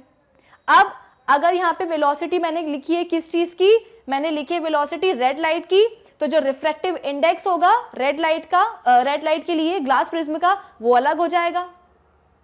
फिर अगर मैं लिखूं यहाँ पे वेलोसिटी ऑफ ब्लू कलर की लाइट, तो refractive index of glass prism for blue light वो भी क्या हो जाएगा, अलग हो जाएगा। ठीक है, तो इस सवाल का जवाब क्या होगा, ऑप्शन सी, कि रिफ्रैक्टिव इंडेक्स जो होता है ग्लास प्रिज्म का सभी कलर की लाइट्स के लिए क्या होगा, अलग अलग होगा। आई होप ये चीज आपको समझ में आई होगी। थर्ड क्वेश्चन क्या है, state the relation between refraction and wavelength of the light. ये तो अभी हमने पढ़ा था, क्या होता है भाई, refraction is inversely proportional to the wavelength of the light. तो ऑप्शन बी होना चाहिए आपका आंसर। ठीक है, चलो अब हम बात करते हैं फोर्थ सवाल की। फोर्थ क्वेश्चन क्या है भाई, what is the angle of deviation. Angle of deviation क्या होता है भाई, angle between normal and emergent रे, angle between incident ray extended forward and emergent रे extended backwards, angle between two lateral surfaces of prism, या फिर both B and सी। याद करो सबसे पहले हमने क्या पढ़ा था, कल हमने जो लेक्चर्स की स्टार्ट करी थी वो कहाँ से करी थी, हमने करी थी एक प्रिज्म के साथ। हमने प्रिज्म का स्ट्रक्चर पढ़ा था। क्या होता है प्रिज्म का स्ट्रक्चर, भाई एक ट्रायंगल लो, उसको पीछे की तरफ खींच दो, बन जाएगा क्या, प्रिज्म। यानी कि जो 3 डायमेंशनल स्ट्रक्चर होता है ट्रायंगल का, उसी को हम क्या कहते हैं, प्रिज्म कहते हैं। प्रिज्म के पास 2 ट्रायंगुलर सरफेसेस होते हैं और 3 क्या होते हैं, रेक्टेंगुलर सरफेसेस होते हैं। सभी सरफेसेस आपस में क्या होते हैं, झुके हुए होते हैं, इंक्लाइंड होते हैं। 2 लेटरल सरफेसेस, जैसे ये है अपना क्या, प्रिज्म, ठीक है, इसके पास क्या है भाई, इसके पास है, ये रहा एक ट्रायंगुलर सरफेस, ये रहा दूसरा ट्रायंगुलर सरफेस। इसके पास 3 रेक्टेंगुलर सरफेस भी होते हैं, एक बेस में, एक इधर वाला और तीसरा ऑपोजिट वाला। फिर इसके बाद में सभी के सभी सरफेसेस आपस में झुके होते हैं, इंक्लाइंड होते हैं पर्टिकुलर एंगल पे। 2 लेटरल या 2 रेक्टेंगुलर सरफेस के बीच का जो एंगल होता है उसे हम क्या कहते हैं, उसे हम कहते हैं एंगल ऑफ प्रिज्म। ये जो ग्रीन कलर से मैंने मार्क किया है ये क्या है, एंगल ऑफ प्रिज्म। किसके बीच का एंगल है, 2 रेक्टेंगुलर सरफेसेस जो होती हैं उनके बीच के एंगल को हम क्या कहते हैं, एंगल ऑफ प्रिज्म कहते हैं। ठीक है, तो भाई यहाँ पे जो ऑप्शन सी है ना, ये तो बिल्कुल ही गलत हो गया। ऑप्शन सी क्या बोल रहा है, angle between 2 lateral surfaces of the prism. वो तो हमने अभी बोला है कि भाई 2 लेटरल सरफेसेस के बीच का जो एंगल होता है वो तो एंगल ऑफ प्रिज्म कहलाता है। तो फिर वो एंगल ऑफ डेविएशन कैसे हो सकता है, बिल्कुल गलत। अगर सी गलत है तो ऑप्शन डी भी गलत हो जाएगा। क्यों, क्योंकि सी गलत है तो ऑप्शन डी में आने वाला जो ऑप्शन सी है वो भी गलत है, तो ऑप्शन डी भी गलत। बचा क्या, angle between normal and emergent रे। भाई नॉर्मल और इमर्जेंट रे के बीच का जो एंगल होता है उसको तो हम एंगल ऑफ इमर्जेंस कहते हैं, वो एंगल ऑफ डेविएशन कैसे हो सकता है, तो ये ऑप्शन भी गलत। बचा कौन सा ऑप्शन है भाई, angle between incident ray extended forward and emergent रे एक्सटेंडेड बैकवर्ड, ये ऑप्शन है सही। ये मैंने आपको प्रूव भी करके बताया था। कैसे प्रूव करके बताया था भाई, फिर से देख लो। ये हमने क्या किया था, प्रिज्म लिया था, एक लिया था, फिर इसके बाद में मैंने आपसे क्या बोला था, एक इंसिडेंट लेकर के आओ। इंसिडेंट रे लेकर के जैसे ही आप आए क्या होगा, इंसिडेंट रे एयर से कहाँ जा रही है, ग्लास के अंदर जा रही है, रेयर टू डेंसर मीडियम जा रही है, तो क्या होगा, लाइट की बेंडिंग होगी। कहाँ बेंडिंग होगी, टूवर्ड्स दी नॉर्मल। ठीक है, टूवर्ड्स दी नॉर्मल बेंडिंग होगी। अगर इस चीज को मैं और ऐसे बना देती हूँ, ये आ रही है क्या, एक इंसिडेंट रे। ठीक है, इस पर्टिकुलर पॉइंट पे मैंने क्या बनाया, एक नॉर्मल बनाया। मेरी जो इंसिडेंट रे है, अगर यहाँ पे रिफ्रैक्शन नहीं हो रहा होता तो इंसिडेंट रे जाती कहाँ, कुछ इस डायरेक्शन में। लेकिन जो कि मीडियम चेंज हो गया, लाइट की बेंडिंग होनी पड़ेगी। बेंडिंग कहाँ होगी, नॉर्मल के तरफ होगी। ठीक है, नॉर्मल कहाँ है भाई, नॉर्मल इधर है, तो मेरी इंसिडेंट रे कहाँ बेंड हो जाएगी, इंसिडेंट रे बेंड हो जाएगी कुछ इस तरफ। ठीक है, अब क्या होगा, ये जो रे है ये कहाँ जाएगी, ये जाएगी वापस हवा में, यानी कि ग्लास से ये कहाँ जाएगी, हवा में जाएगी, डेंसर टू रेयर मीडियम जाएगी। फिर से क्या होगा, रिफ्रैक्शन होगा, मीडियम चेंज होगा, लाइट की बेंडिंग होगी। अब कैसी बेंडिंग होगी, नॉर्मल से दूर होगी। तो एक काम करते हैं, इस पॉइंट पे भी हम क्या बनाते हैं, एक नॉर्मल बनाते हैं। ठीक है, अगर रिफ्रैक्शन नहीं हो रहा होता तो मेरी लाइट कहाँ जाती, कुछ इस तरह जाती, लेकिन रिफ्रैक्शन हो गया जिसके कारण मेरी जो रे है वो नॉर्मल से और दूर भागेगी। दूर भागेगी तो आपको कुछ इस तरह की एक इमर्जेंट रे देखने को मिलेगी। ठीक है, ये जो ब्लू कलर से मैं बना रही हूँ ये क्या है, एंगल ऑफ इमर्जेंस है। क्यों, क्योंकि इमर्जेंट रे और नॉर्मल के बीच का ये एंगल है। अब क्या करते हैं हम इस इमर्जेंट रे को कहीं पीछे की तरफ खींच के लेके जाते हैं, और लाइट जब इंसिडेंट हुई थी जिस टाइम पे प्रिज्म पे, अगर की रिफ्रैक्शन नहीं हो रहा होता तो मेरी इंसिडेंट रे कौन सा पाथ फॉलो करती, ये वाला फॉलो करती। तो इंसिडेंट रे जिसको हमने आगे की तरफ खींचा है और इमर्जेंट रे जिसको हमने बैकवर्ड खींचा है, दोनों एक पॉइंट पे मिल रही हैं और दोनों एक एंगल बना रही हैं। उस एंगल को ही हम क्या कहते हैं, एंगल ऑफ डेविएशन, जो हमें बता रहा है कि हमारी इमर्जेंट रे एक्चुअली कितना डेविएट होकर के अपने ओरिजिनल पाथ से, हमारी जो इमर्जेंट रे है वो अपने ओरिजिनल पाथ से कितना डेविएट होकर के बाहर निकली है। आई आपको बात समझ में? तो ये ब्लू कलर का एंगल क्या होगा, एंगल ऑफ डेविएशन, जो कि किसके बीच में होता है, इंसिडेंट रे जिसको हमने आगे की तरफ एक्सटेंड किया है और इमर्जेंट रे जिसको हमने पीछे की तरफ एक्सटेंड किया है। क्लियर है आपको? चलो अब हम बात करते हैं हमारे अगले सवाल की। अगला सवाल क्या है? State the value of critical angle. भाई क्रिटिकल एंगल का केस हमने कहाँ पढ़ा था? क्रिटिकल एंगल का केस हमने पढ़ा था कहाँ? रेनबो फॉर्मेशन में। रेनबो फॉर्मेशन कैसे होता है? 3 स्टेप प्रोसीजर होता है भाई। सबसे पहले होगा रिफ्रैक्शन, फिर होगा TIR, फिर होता है रिफ्रैक्शन। TIR क्या होता है? Total internal reflection. कैसे समझाया था मैंने आपको? मैंने आपको समझाया था कि सबसे पहले हमने क्या लिया था? पानी लिया था, ठीक है, हमने लिया था पानी, ऊपर थी क्या? हवा। फिर इसके बाद में पानी के नीचे से मैं क्या कर रही हूँ? एक टॉर्च मैंने जला करके रखी है। इस टॉर्च को मैं अलग अलग एंगल्स पे क्या कर रही हूँ? रोटेट कर रही हूँ। अब सबसे पहले जब मेरी टॉर्च यहाँ थी तो इंसिडेंट रे कहाँ गई? इधर गई, ठीक है। कहाँ गई? इस पॉइंट पे गई। ये लाइन क्या है भाई? ये लाइन है इंटरफेस। इंटरफेस मतलब क्या? जहाँ पे पानी और हवा मिल रहे हैं, दो अलग अलग मीडियम मिल रहे हैं, उस जगह को हम क्या कहते हैं? इंटरफेस कहते हैं। तो टॉर्च से निकलने वाली पहली इंसिडेंट रे ने क्या किया? इंटरफेस पे पॉइंट ए पे स्ट्राइक किया। अब क्या होगा? मीडियम चेंज होगा, यानी कि लाइट की बेंडिंग होगी। कहाँ होगी? डेंसर से रेयर मीडियम में जा रही है, यानी कि नॉर्मल से दूर जाएगी। लेकिन नॉर्मल तो बनाना पड़ेगा ना। नॉर्मल कैसे बनेगा? परपेंडिकुलर लाइन बना दो पॉइंट ए पे। तो हम क्या देख रहे हैं कि भाई इंसिडेंट रे और नॉर्मल के बीच का एंगल तो है ही नहीं, जीरो एंगल है। एंगल ऑफ इंसिडेंस क्या हो गया? जीरो हो गया, ठीक है। अब क्या हुआ? हम दूसरे एंगल पे लेकर के गए। दूसरे एंगल पे जब हमने लेके गए इंसिडेंट रे को, तो रिफ्रैक्टेड रे जो है ना कुछ इस तरह से मिली। दूसरा एंगल बना लिया इसने नॉर्मल के साथ, अलग बना लिया। फिर तीसरी इंसिडेंट रे गई, फिर से क्या हुआ? रिफ्रैक्टेड रे बाहर निकली, अलग एंगल बना लिया। फिर इसके बाद में एक ऐसी इंसिडेंट रे आई जिसके कारण क्या हुआ? हमारी जो रिफ्रैक्टेड रे थी ना उसने नॉर्मल के साथ 90 डिग्री का एंगल बना लिया। तो एक ऐसा एंगल ऑफ इंसिडेंस जिसके कारण रिफ्रैक्टेड रे नॉर्मल के साथ 90 डिग्री का एंगल बना ले बच्चों, उसे हम क्या कहते हैं? उस पर्टिकुलर एंगल को हम कहते हैं critical angle of incidence. Critical angle of incidence यानी कि इंसिडेंट रे नॉर्मल के साथ कुछ इस तरह का एंगल बनाती है कि रिफ्रैक्टेड रे नॉर्मल के साथ 90 डिग्री का एंगल बना ले, उसे हम कहते हैं क्रिटिकल एंगल ऑफ इंसिडेंस। और ये एंगल कितना भी हो सकता है।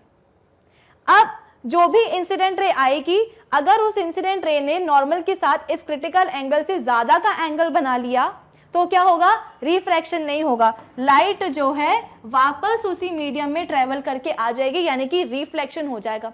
रिफ्लेक्शन में होता क्या है? लाइट सेम मीडियम में ही तो ट्रेवल करती है ना, वो तो रिफ्रैक्शन होता है जहां पे मीडियम चेंज हो जाता है लाइट का। लेकिन यहाँ क्या हो रहा है? यहाँ पे देखो एंगल ऑफ इंसिडेंस जो है वो क्रिटिकल एंगल से हो गया है ज्यादा, जिसके कारण लाइट बाहर नहीं गई, मीडियम चेंज नहीं किया उसने अपना, वो वापस कहाँ आ गई? उसी मीडियम में आ गई, जिसके कारण क्या हुआ? रिफ्लेक्शन हो गया, रिफ्रैक्शन नहीं हुआ। तो हमसे यहाँ पे पूछा क्या जा रहा था? State the value of critical angle. तो भाई क्रिटिकल एंगल की कोई वैल्यू नहीं होती है। कोई भी वो एंगल ऑफ इंसिडेंस जिसके कारण रिफ्रैक्टेड रे क्या बना ले? 90 डिग्री का एंगल बना ले नॉर्मल के साथ, उसे हम कहते हैं क्रिटिकल एंगल ऑफ इंसिडेंस। तो आपका आंसर होना चाहिए ऑप्शन डी। ऐसा नहीं कि 45 डिग्री के एंगल पे जो है ना रिफ्रैक्टेड रे नॉर्मल के साथ 90 डिग्री का एंगल बना ले, या 60 डिग्री एंगल ऑफ इंसिडेंस पे रिफ्रैक्टेड रे 90 डिग्री का एंगल बना ले नॉर्मल के साथ। कोई भी ऐसा एंगल हो सकता है, वो डिपेंड करेगा कि भाई आपने मीडियम कौन सा लिया है। सॉर्टेड? आ गई आपकी बात समझ में?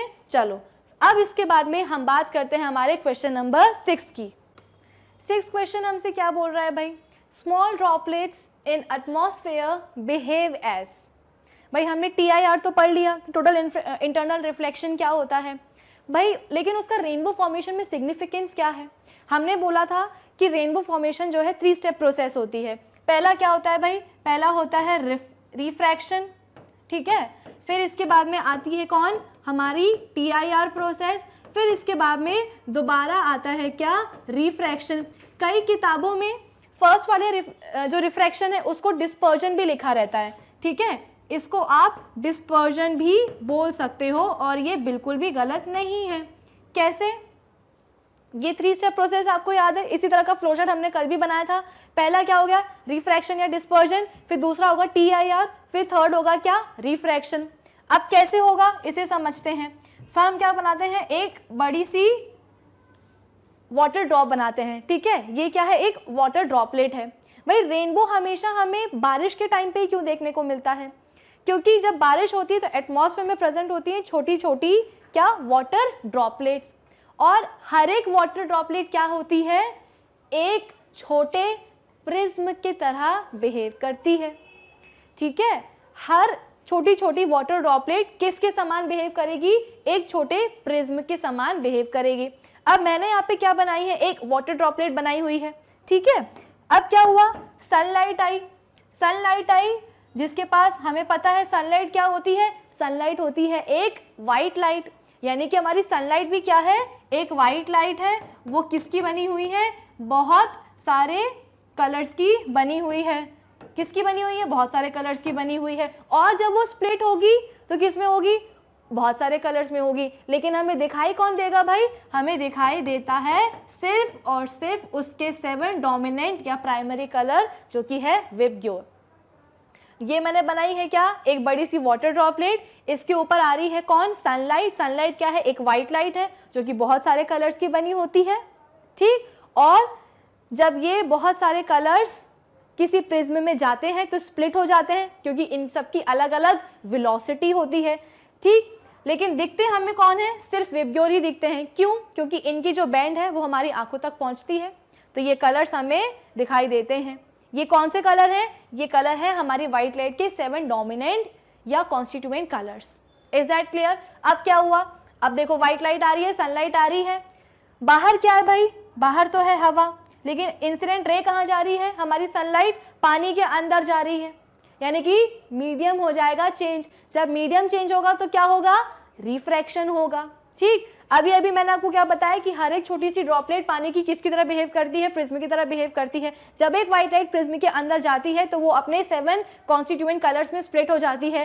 तो क्यों नहीं ये सनलाइट जब इस छोटी सी वाटर ड्रॉपलेट के अंदर जाएगी तो स्प्लिट नहीं होगी क्या, बिल्कुल होगी। किस में होगी, अपने जो 7 कॉन्स्टिट्यूएंट कलर्स है उसमें जाकर के ये स्प्लिट हो जाएगी।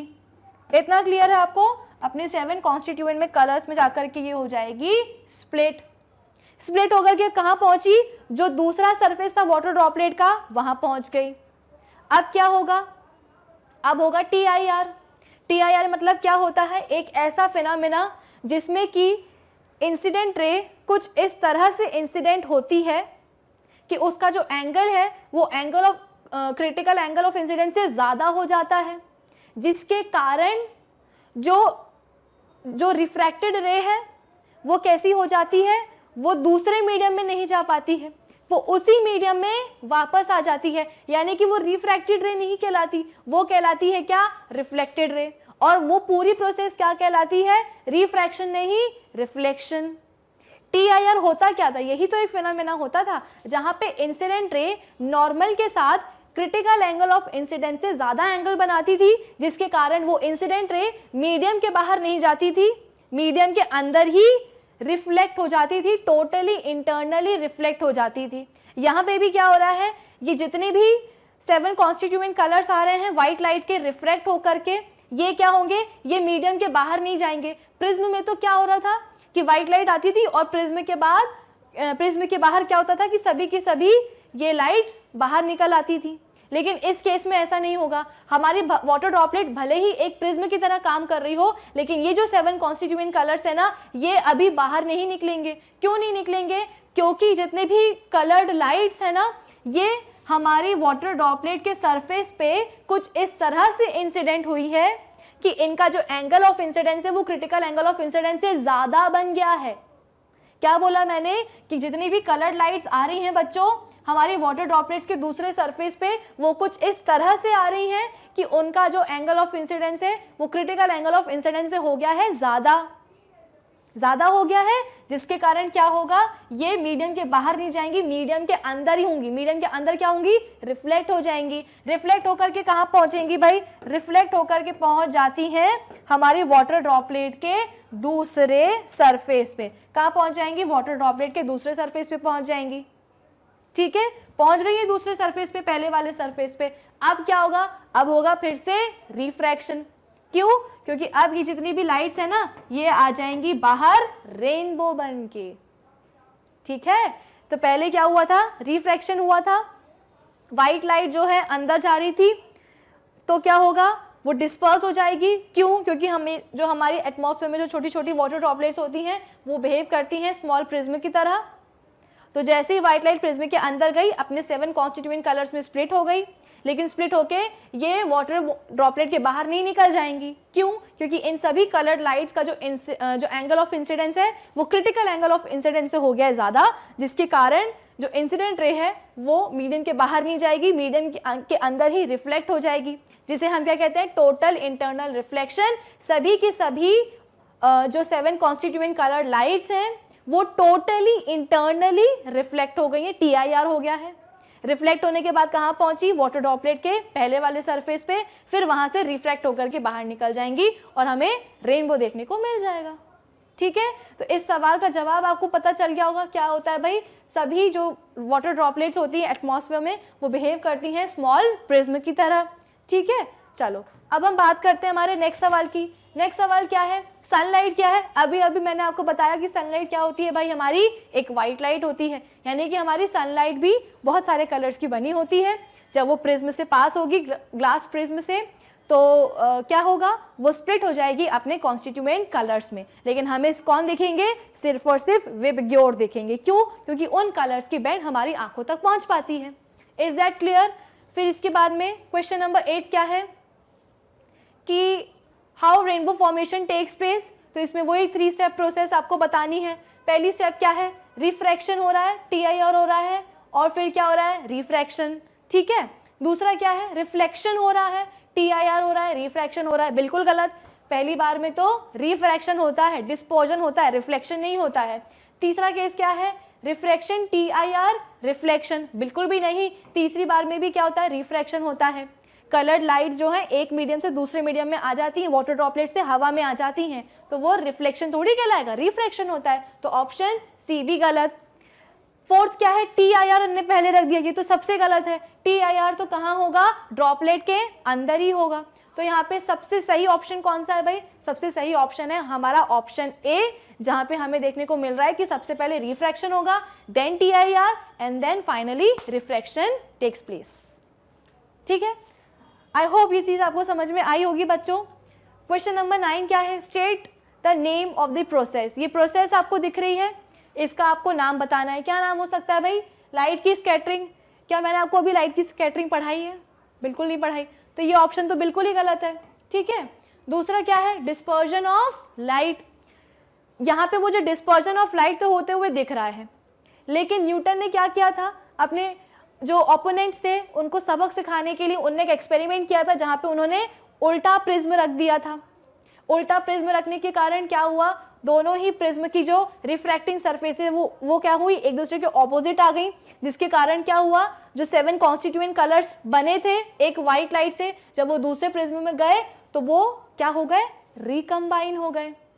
रिकम्बाइन हो रहा है यहाँ पे, तो प्रोसेस भी कौन सी होगी भाई, रिकॉम्बिनेशन ऑफ ही तो होगी व्हाइट लाइट की।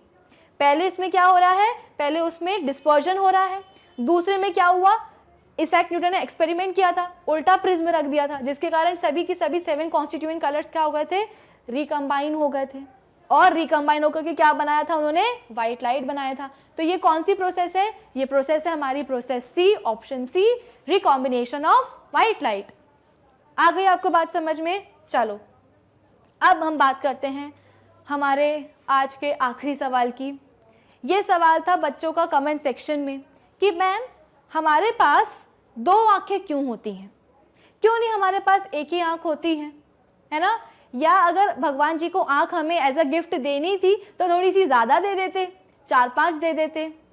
2 ही क्यों होती है, सभी ह्यूमन बींग्स के पास, सभी लिविंग ऑर्गेनिजम्स के पास ये हमारी 2 ही आंखें क्यों होती हैं? तो इसका एक रीज़न है।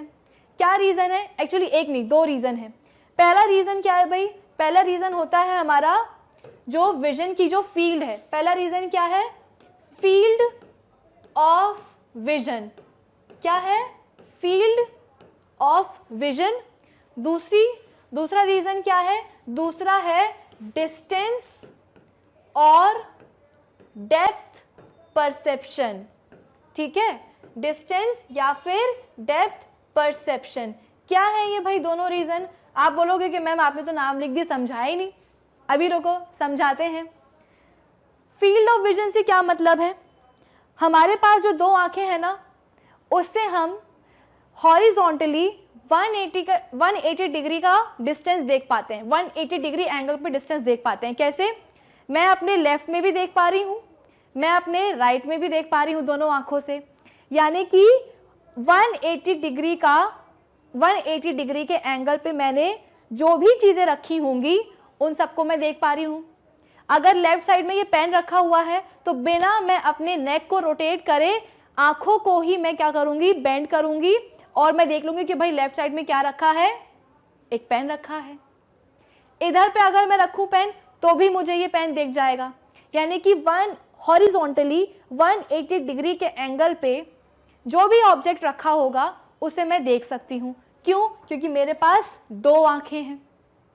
एक काम करो, ये एक्सपेरिमेंट आप घर पे करके देख सकते हो, मैं भी करके दिखा देती हूँ, लेकिन वो एक्सपेरिमेंट तो मेरे लिए होगा ना, आपके लिए क्या होगा? एक काम करो, अपनी एक आंख को जो है ना कवर कर लो और सिर्फ एक आंख से देखो। आपको सिर्फ और सिर्फ 150 डिग्री के एंगल पर ही दिखेगा। अभी तक आपकी फील्ड क्या थी विजन की? दोनों आंखों से 180 डिग्री थी। यहाँ का भी ऑब्जेक्ट दिख रहा है, यहाँ का भी ऑब्जेक्ट दिख रहा है। हाँ, जो चीज़ें पीछे रखी हैं वो नहीं दिखती आपको, लेकिन जैसे आप अपनी एक आंख बंद करोगे ना, आपको कम दिखाई देने लगेगा। कम मतलब ये नहीं कि विजन कैसा हो गया है, ब्लरी हो गया है, ब्लर्ड दिखने लगी हैं चीज़ें, नहीं। जो फील्ड है आपकी विजन की वो हो जाएगी कम। कितनी रहेगी? केवल एक आंख से जब आप देखोगे तो 150 रहेगी। यानी कि 30 डिग्री का जो एंगल है वो कम हो गया। दोनों आंखों से आपको 180 डिग्री दिखाई दे रहा था और एक आंख से आपको सिर्फ 150 डिग्री का ही डिस्टेंस जो है ना दिखाई देता है। यानी कि चेंज कितना हो गया? चेंज हो गया 180 degree minus 150 degree, that is 30 degree का विजन लॉस हो जाता है। समझे? तो पहला रीजन क्या है दो आंखों का, कि भाई दोनों आंखों से 180 डिग्री दिखाई दे रहा था। फील्ड क्या थी विजन की? 180 डिग्री थी। लेकिन जैसे ही हम अपनी एक आंख बंद करते हैं तो हमें सिर्फ और सिर्फ 150 डिग्री का ही रह जाता है हमारा विजन का फील्ड। यानी कि हमें 30 डिग्री जो डिस्टेंस है, 30 डिग्री का जो एंगल है, उस पे रखी कोई भी ऑब्जेक्ट हमें दिखाई नहीं देता। ठीक है। अब दूसरा होता है डिस्टेंस या फिर डेप्थ परसेप्शन। इसका क्या मतलब है? अब देखो, जब भी मैं किसी ऑब्जेक्ट को देखती हूँ तो मेरी दोनों आंखें उसी ऑब्जेक्ट को देखते हैं। ऐसा नहीं है कि मेरे सामने ये पेन रखा हुआ है तो मेरी लेफ्ट आई देखेगी इस पेन को और राइट आई देखेगी किसी दूसरे ऑब्जेक्ट को। अगर मैं किसी भी ऑब्जेक्ट को देख रही हूँ तो मेरी दोनों ही आंखें क्या कर रही हैं? उस ऑब्जेक्ट को देख रही हैं। अब हर आंख के पास क्या होता है? एक कॉर्निया होता है, लेंस होता है, रेटिना होता है। लेफ्ट आई के पास भी कॉर्निया, लेंस, रेटिना होगा, राइट आई के पास भी कॉर्निया, लेंस, रेटिना होगा।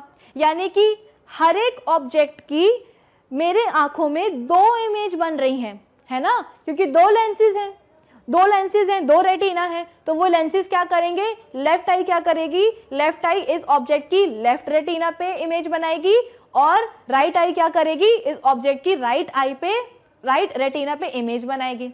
यानी इमेज कैसी बन गई? दो बनी। कैसी बनी? Real inverted. लेकिन दिखाई तो मुझे हमेशा ये एक ही पेन देगा। ऐसा नहीं है कि दो आंखें, दो इमेजेस बन रही है रेटिना पे तो मुझे ये मेरा पेन भी कैसा लगे? दो ही दिखाई दे। नहीं, दिखाई तो मुझे क्या दे रहा है? दिखाई तो मुझे एक ही चीज दे रही है। ऐसा क्यों हुआ? क्योंकि आईज का काम क्या होता है? आईज का काम होता है इंफॉर्मेशन लेना। इंफॉर्मेशन उनने ले ली, किसको दी? ब्रेन को जाकर के दी। ब्रेन ने क्या किया? लेफ्ट और राइट आई ने जो दो इमेजेस बनाई थी उन दोनों ही इमेजेस को क्या कर दिया? कंबाइन कर दिया। ठीक है, क्या कर दिया? कंबाइन कर दिया। कंबाइन करके उन्होंने मुझे सिर्फ एक ही ऑब्जेक्ट दिखाया। ऐसा कैसे पॉसिबल हुआ? क्योंकि बच्चों जो हमारी लेफ्ट और राइट आई होती है ना, वो एक ही ऑब्जेक्ट की अलग अलग इमेज बनाती है।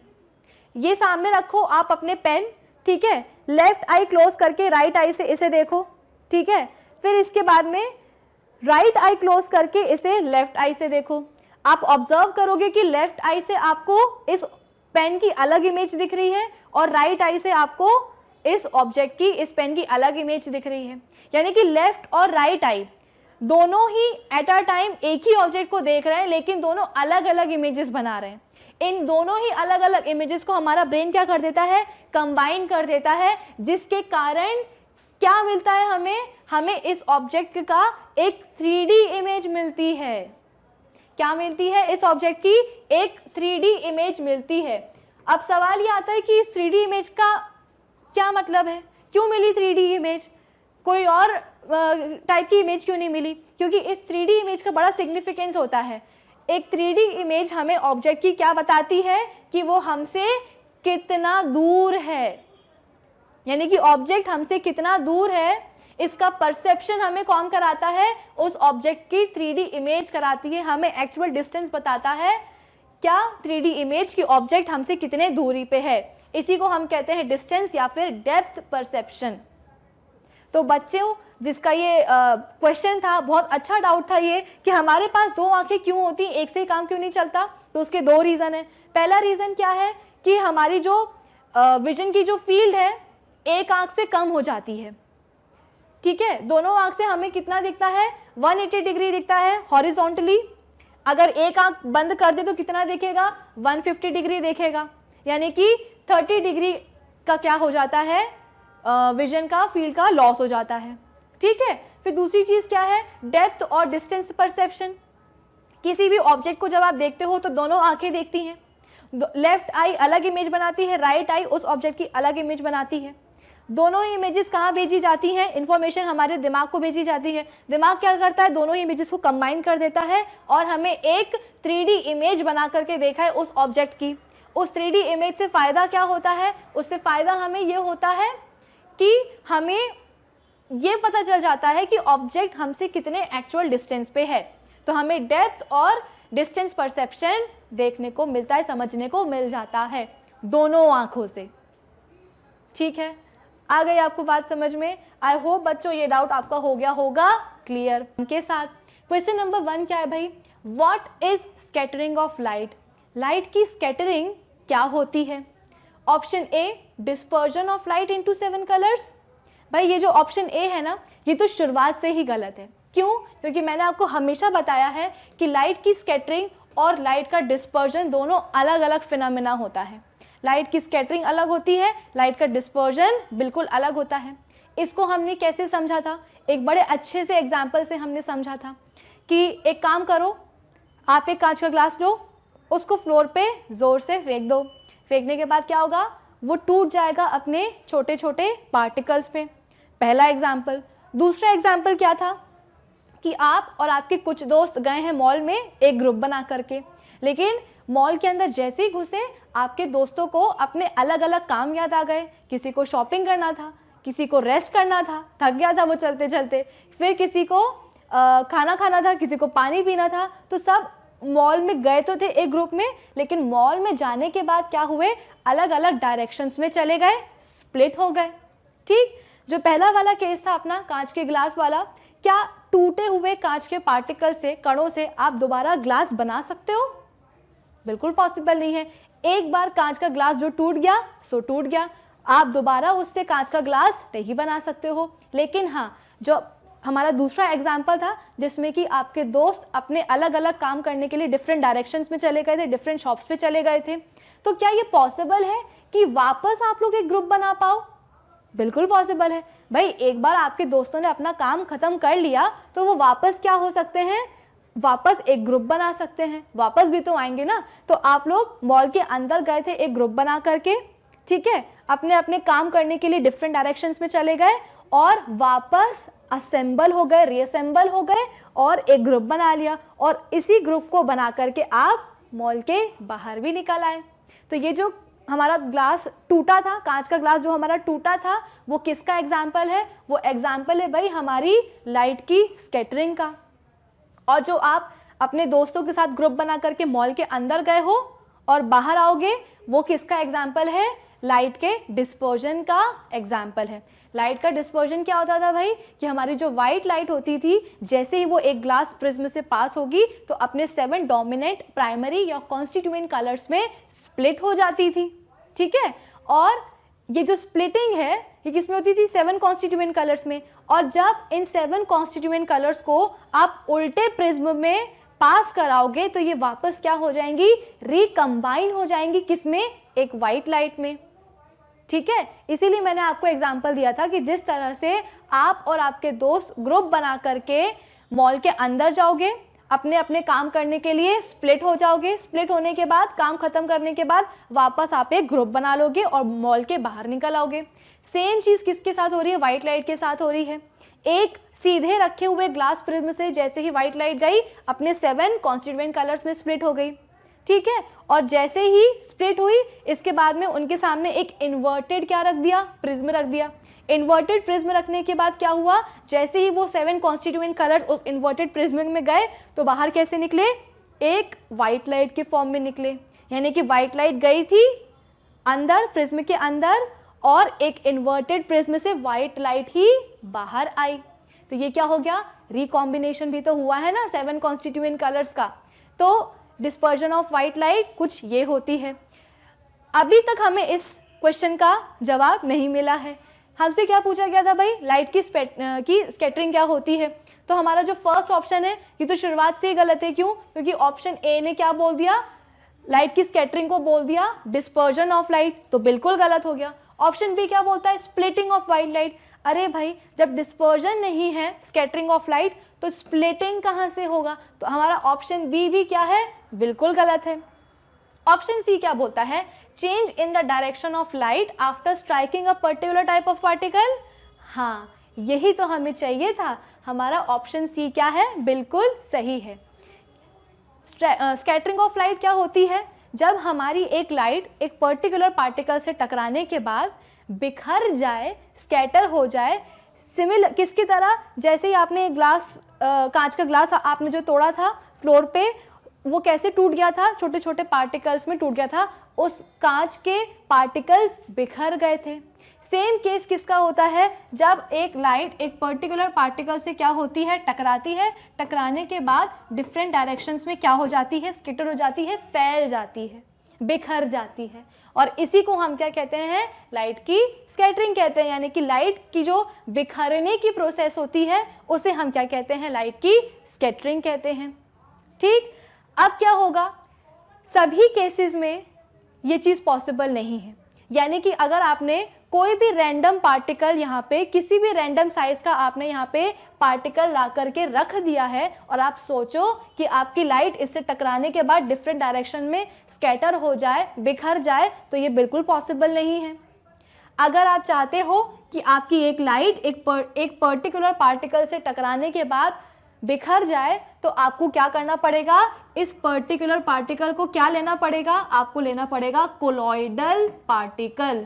क्या होना पड़ेगा, इस पार्टिकल को कोलॉइडल पार्टिकल होना पड़ेगा अगर आप चाहते हो कि इस पार्टिकल से टकराने के बाद आपकी लाइट स्कैटर हो जाए। ये जो हमारा कोलॉइडल पार्टिकल है इसकी साइज रेंज कितनी होती है, 1 to 1000 नैनोमीटर। ठीक है, कितनी होती है, 1 से 1000 नैनोमीटर की साइज रेंज होती है। यानी कि वो पार्टिकल्स जिनकी साइज किस रेंज में आती है, 1 से 1000 नैनोमीटर की रेंज में आती है, उन्हें हम क्या कहते हैं, कोलॉइडल पार्टिकल्स कहते हैं। और उन्हीं पार्टिकल से टकराने के बाद, उन्हीं पार्टिकल से सिर्फ टकराने के बाद हमारी जो लाइट है वो कैसे हो जाती है, बिखर जाती है, स्कैटर हो जाती है। ठीक है, और इस पूरी प्रोसेस को, लाइट की स्कैटरिंग को डिस्कवर किसने किया था, इसको डिस्कवर किया था जॉन टिंडल ने। किसने डिस्कवर किया था भाई, जॉन टिंडल ने। तो उनको रिस्पेक्ट देने के लिए हमने इस फिनोमेना का नाम क्या रख दिया, टिंडल इफेक्ट नाम रख दिया। ठीक है, टिंडल इफेक्ट अगर आपको याद हो तो हमने एक बड़े अच्छे एग्जाम्पल से, एक्सपेरिमेंट से समझा था कि आपने लिए थे क्या, 2 बीकर, एक बीकर में आपने क्या रखा हुआ था, पानी रखा हुआ था, दूसरे में आपने पानी के साथ थोड़ा सा क्या ऐड कर दिया, मिल्क भी ऐड कर दिया। अब दोनों ही बीकर से आपने क्या करा, एक लाइट पास कराई। आपने देखा अच्छा, ये दोनों बीकर्स थे कैसे? ये दोनों बीकर्स थे ग्लास के। आपने 2 ग्लास के बीकर लिए हैं, एक में डाला पानी, एक में डाला पानी के साथ थोड़ा सा मिल्क भी। जैसे ही आपने दोनों ही बीकर से कांच के बीकर से आपने लाइट पास कराई, आपने क्या देखा? इस बीकर में तो आपको लाइट पास करते हुए दिखी ही नहीं। लेकिन हाँ, ये वाला जो बीकर था जिसमें आपने क्या डाला हुआ था? थोड़ा सा मिल्क भी डाला हुआ था, उस पर्टिकुलर बीकर में आपको लाइट पास करती हुई दिखी। ऐसा नहीं है कि ये वाला बीकर जिसमें आपने सिर्फ पानी डाला हुआ था, उस वाले बीकर से लाइट पास नहीं हुई। लाइट तो यहाँ से भी बिल्कुल पास हुई थी, लेकिन हाँ, पास होते हुए हमें यहाँ पे दिखी नहीं। लेकिन ये वाला जो बीकर था जिसमें आपने पानी और मिल्क ऐड किया हुआ था, इस वाले बीकर में आपको लाइट पास होती हुई दिखी। ऐसा क्यों हुआ? क्योंकि भाई हमारा जो ये वाला बीकर था ना, इसके पास थे कौन से पार्टिकल्स? इसके पास थे कोलॉइडल पार्टिकल्स। अब ये वाला जो बीकर है, इसमें कोलॉइडल पार्टिकल्स कहाँ से आ गए? क्योंकि इस बीकर में डाला हुआ था क्या? मिल्क। तो मिल्क के जो पार्टिकल्स होते हैं बच्चों, उनकी साइज किस रेंज में आती है? उनकी साइज जो है वो इस पर्टिकुलर रेंज में फॉल करती है। इसीलिए मिल्क पार्टिकल्स क्या बन जाते हैं? हमारे कोलॉइडल पार्टिकल्स बन जाते हैं। तो जैसे ही लाइट इस पर्टिकुलर बीकर से पास हुई, लाइट क्या हो गई? टकरा गई। मिल्क के जो पार्टिकल्स थे उनके साथ टकरा गई। अब जो कि हमारे मिल्क पार्टिकल्स कैसे थे? कोलॉइडल पार्टिकल्स से। टकराने के बाद क्या होगा? बिखर जाएगी। तो जैसे हमारी लाइट गई इस बीकर में, मिल्क के पार्टिकल से टकराई, टकराने के बाद क्या हो गई? वो बिखर गई, स्कैटर हो गई, जिसके कारण उसका जो पाथ है ना हमें विजिबल हो गया। यानी कि हम साक्षात लाइट को उस पर्टिकुलर बीकर से पास होते हुए हमने उसे देख लिया। ऐसा नहीं है कि इस वाले बीकर के पास पार्टिकल्स नहीं थे, बिल्कुल थे। इस बीकर में पानी था ना, तो पानी के भी तो उनके मॉलिक्यूल्स होते हैं, एटम्स होते हैं, लेकिन फिर भी हमें इस पर्टिकुलर बीकर में लाइट पास होती हुई नहीं दिखी। क्यों नहीं दिखी? क्योंकि भाई पानी के पास उसके पार्टिकल्स तो थे, लेकिन उनकी जो साइज थी ना वो इस रेंज में नहीं आती थी। इस रेंज में नहीं आई, इसका मतलब पानी के जो पार्टिकल्स हैं वो कोलॉइडल पार्टिकल्स नहीं हुए।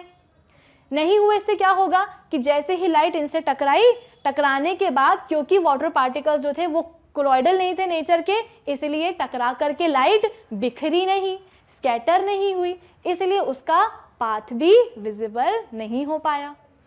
ठीक, आई होप ये चीज़ आपको आपने रिवाइज कर ली होगी। हमने बहुत अच्छे से स्कैटरिंग ऑफ लाइट को समझा था। तो भाई इस सवाल का जवाब क्या है? Option C. चलो एक काम करते हैं, हम बढ़ते हैं अपने नेक्स्ट सवाल पे। नेक्स्ट क्वेश्चन क्या है? When does the scattering of light occur? Light की स्कैटरिंग कब होगी? मैंने आपको बताया था किसी भी रैंडम साइज के पार्टिकल से टकराने के बाद आपकी लाइट स्कैटर नहीं होगी। अगर आप चाहते हो कि आपकी लाइट कैसी हो? स्कैटर हो। इसके लिए पार्टिकल के साइज, पार्टिकल का जो साइज है वो किस रेंज में आना चाहिए? 1 से लेकर के 1000 नैनोमीटर्स की रेंज में आना चाहिए पर्टिकुलर पार्टिकल का साइज। तभी उस पर्टिकुलर पार्टिकल से टकराने के बाद लाइट बिखरेगी, स्कैटर होगी। यानी कि आपके पार्टिकल को क्या होना पड़ेगा? कोलॉइडल होना पड़ेगा नेचर में। Is that clear? देखो ऑप्शन 1 में पार्टिकल की साइज कितनी बोल रहे हैं? 1 नैनोमीटर से कम की बोल रहे हैं, लेकिन हमारी रेंज क्या है? हमारी रेंज तो 1 से 1000 नैनोमीटर की है। यानी कि जो हमारे पास फर्स्ट ऑप्शन में पार्टिकल है वो कैसा है? इस रेंज से बाहर जा रहा है, इस रेंज से कैसा है? छोटा है। तो क्या यहाँ पे लाइट की स्कैटरिंग हो पाएगी? नहीं हो पाएगी। क्यों? क्योंकि ये 1 नैनोमीटर से छोटा है, यानी कि ये कोलॉइडल पार्टिकल नहीं है, तो इससे टकराने के बाद लाइट स्कैटर नहीं होगी। दूसरा ऑप्शन क्या है? दूसरा ऑप्शन में बोल रहा है कि पार्टिकल का साइज है 1000 नैनोमीटर से ज़्यादा। 1000 नैनोमीटर से ज़्यादा मतलब क्या? इस वाले पार्टिकल की भी जो साइज है ना वो हमारे रेंज के बाहर जा रही है, रेंज के बाहर जा रही है, ज़्यादा हो रही है। यानी कि ये वाला पार्टिकल भी कैसा होगा? कोलॉइडल नहीं होगा। तो इससे टकराने के बाद हमारी लाइट स्कैटर नहीं होगी। तो ऑप्शन बी भी इनकरेक्ट है। फिर ऑप्शन सी क्या है? On striking a particle of size 50 nanometre. हाँ, ये ऑप्शन कुछ सही लग रहा है। क्यों? क्योंकि इस ऑप्शन में जो पार्टिकल लिया गया है उसकी साइज कितनी है? 50 नैनोमीटर की है। और ये 50 नैनोमीटर हमारा ये जो कोलॉइडल पार्टिकल का जो साइज की जो रेंज है उसमें गिर रहा है, बिल्कुल गिर रहा है ना, 1 और 1000 के बीच में आ रहा है कहीं, तो बिल्कुल ये वाला पार्टिकल कैसा है, कोलॉइडल है, यानी कि इससे टकराने के बाद हमारी लाइट स्कैटर हो सकती है। तो ऑप्शन सी है बिल्कुल सही। ऑप्शन डी क्या है, बोथ ऑप्शन बी एंड सी, नहीं, सिर्फ और सिर्फ ऑप्शन सी। क्यों? क्योंकि ऑप्शन बी जो है वो क्या हो रहा है, हमारी रेंज के बाहर जा रहा है, साइज की रेंज के बाहर जा रहा है। तो बाहर नहीं जाना चाहिए, ना कम होना चाहिए ना ज़्यादा होना चाहिए, एग्जैक्ट रेंज में आना चाहिए। ठीक है, तो इस सवाल का जवाब क्या है, ऑप्शन सी। चलो अब हम बात करते हैं अपने थर्ड क्वेश्चन की। What is the relation between wavelength of light and its scattering? Light की वेवलेंथ और उसकी स्कैटरिंग के बीच में क्या रिलेशन होता है? इस चीज़ को हमने बड़े ही अच्छे एग्जाम्पल से समझा था। क्या समझा था? सपोज आप और आपका दोस्त जा रहा है कहाँ, मॉर्निंग वॉक पे।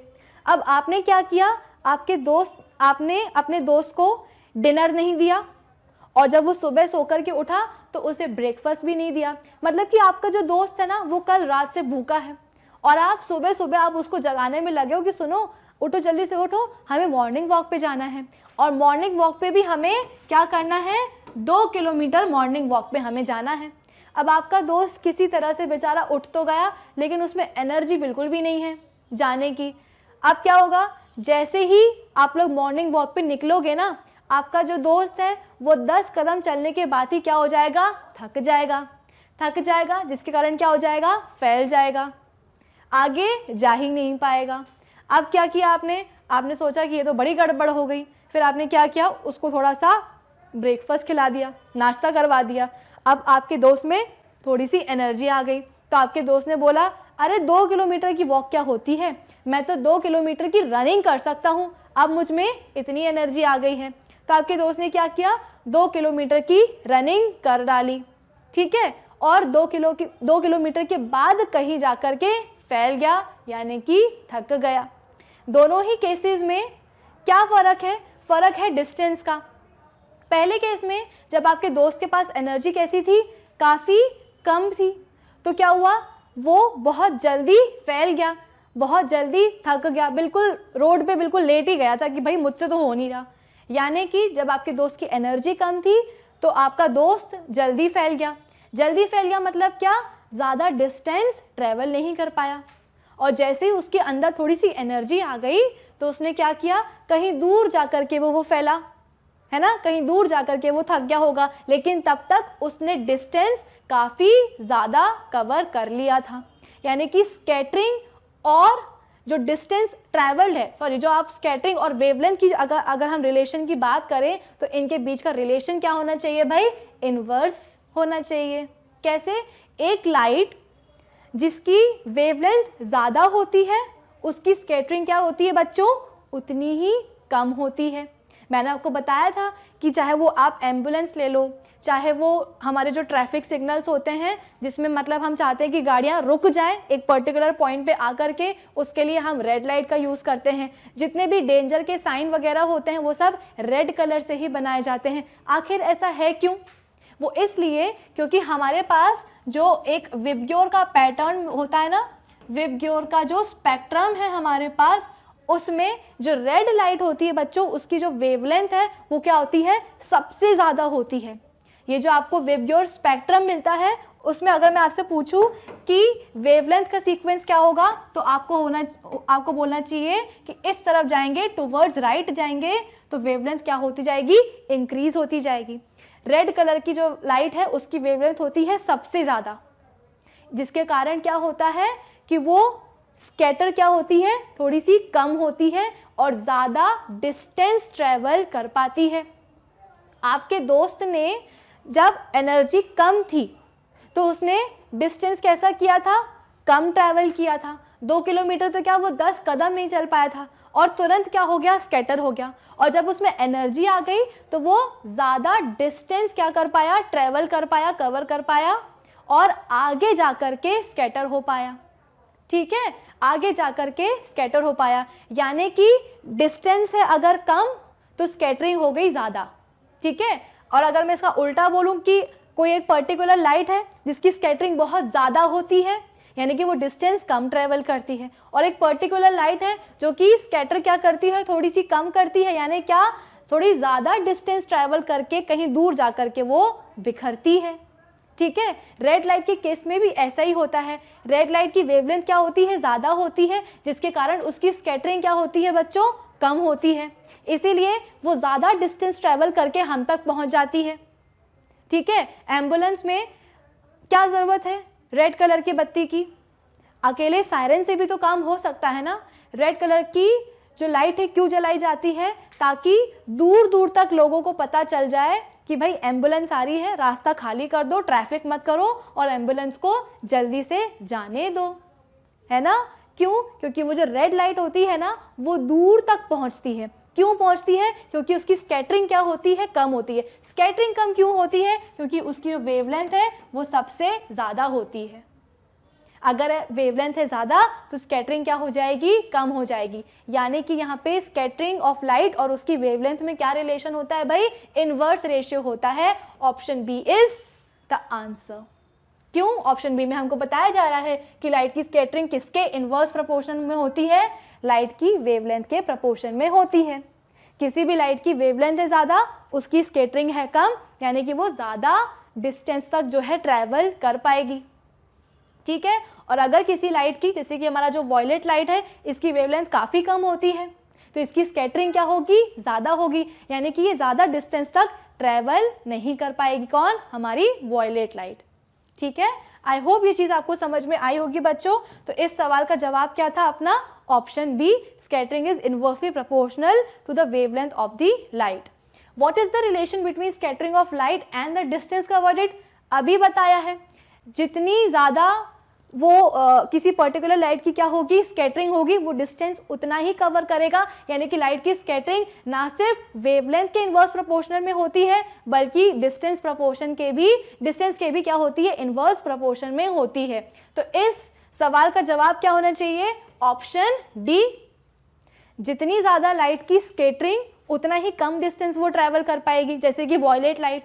और जितना ज़्यादा क्या होगा, जितना कम लाइट की स्कैटरिंग होगी उतना ज़्यादा वो डिस्टेंस ट्रैवल कर पाएगी, just like the red light. ठीक है, तो इस सवाल का जवाब क्या होना चाहिए भाई, ऑप्शन डी, क्योंकि ऑप्शन डी में हमें दिख रहा है कि जो स्कैटरिंग है वो किसके प्रोपोर्शन में है, इनवर्स प्रोपोर्शनल में है, डिस्टेंस कवर्ड के। ठीक है, आई होप इस चीज़ को आपने समझा होगा, इस क्वेश्चन को आपने समझा होगा। अब एक काम करते हैं, हम बढ़ते हैं अपने नेक्स्ट सवाल पे। क्वेश्चन नंबर 5 क्या है, the size of air molecule is of the order. मैंने आपको बताया था कि लाइट की जो स्कैटरिंग है वो ना सिर्फ हमारे वो दूध वाले एक्सपेरिमेंट में होती है, बल्कि ये हमारे एटमॉस्फेयर में भी होती है। एटमॉस्फेयर में क्यों होती है भाई, क्योंकि हमारे एटमॉस्फेयर में भी कई सारे पार्टिकल्स होते हैं, जैसे कि एयर मॉलिक्यूल्स हो गए, गैस मॉलिक्यूल्स हो गए, वाटर वेपर्स हो गई, वाटर ड्रॉपलेट्स हो गई, स्मोक पार्टिकल्स, डस्ट पार्टिकल्स, है ना। तभी तो आपको मैंने एक एग्जाम्पल बताया था कि आपके कमरों की खिड़की, सपोज सुबह सुबह आप उठे हो और आपके कमरे में काफ़ी अंधेरा है, जैसे ही क्या करोगे, आप अपनी खिड़की खोलोगे, कमरों की खिड़की खोलोगे, आपको लिटरली लाइट जो है आती हुई दिखेगी। लाइट आते हुए क्यों दिख रही है आपको भाई, लाइट का पाथ विजिबल क्यों हुआ, क्योंकि सनलाइट जब आपके कमरे तक आ रही थी तो वो किस पार्टिकल के साथ टकराई है, कोलॉइडल पार्टिकल के साथ टकरा गई। मैंने आपको बताया है कि एक लाइट का पाथ कब विजिबल होता है, जब उसकी स्कैटरिंग होती है। लाइट की स्कैटरिंग के बाद ही लाइट का पाथ क्या होता है, विजिबल होता है। और लाइट की स्कैटरिंग कब होती है, जब वो कोलॉइडल पार्टिकल से टकराती है। यानी कि जब आपको अपने कमरों में सनलाइट आते हुए दिखे, इसका मतलब क्या है कि आपकी सनलाइट क्या हो रही है, स्कैटर हो रही है। कैसे स्कैटर हो रही है, क्योंकि वो इस तरह के कोलॉइडल पार्टिकल के साथ टकरा रही है। अब हमारे एटमॉस्फेयर में कहाँ से आ गए इस टाइप के पार्टिकल्स, तो अभी अभी मैंने आपको बताया डिफरेंट टाइप के जो पार्टिकल्स होते हैं, air molecule, gas molecule, dust particles, ठीक है, स्मोक पार्टिकल्स, ये सब क्या होते हैं, ये सभी हम बोलते हैं कि कोलॉइडल पार्टिकल्स होते हैं। तो इन पार्टिकल से टकराने के बाद हमारी सनलाइट क्या हो जाती है, स्कैटर हो जाती है, और इस वजह से उसका पाथ विजिबल हो जाता है। डेंस फॉरेस्ट की जो कैनोपीज होती है वहाँ भी हमें लाइट की स्कैटरिंग, टिंडल इफेक्ट देखने को मिलता है। ठीक है, तो यहाँ पे जो हमसे पूछा जा रहा है कि भाई एयर मॉलिक्यूल का साइज क्या रहेगा, एयर मॉलिक्यूल क्या है, एक टाइप का कोलॉइडल पार्टिकल ही तो है।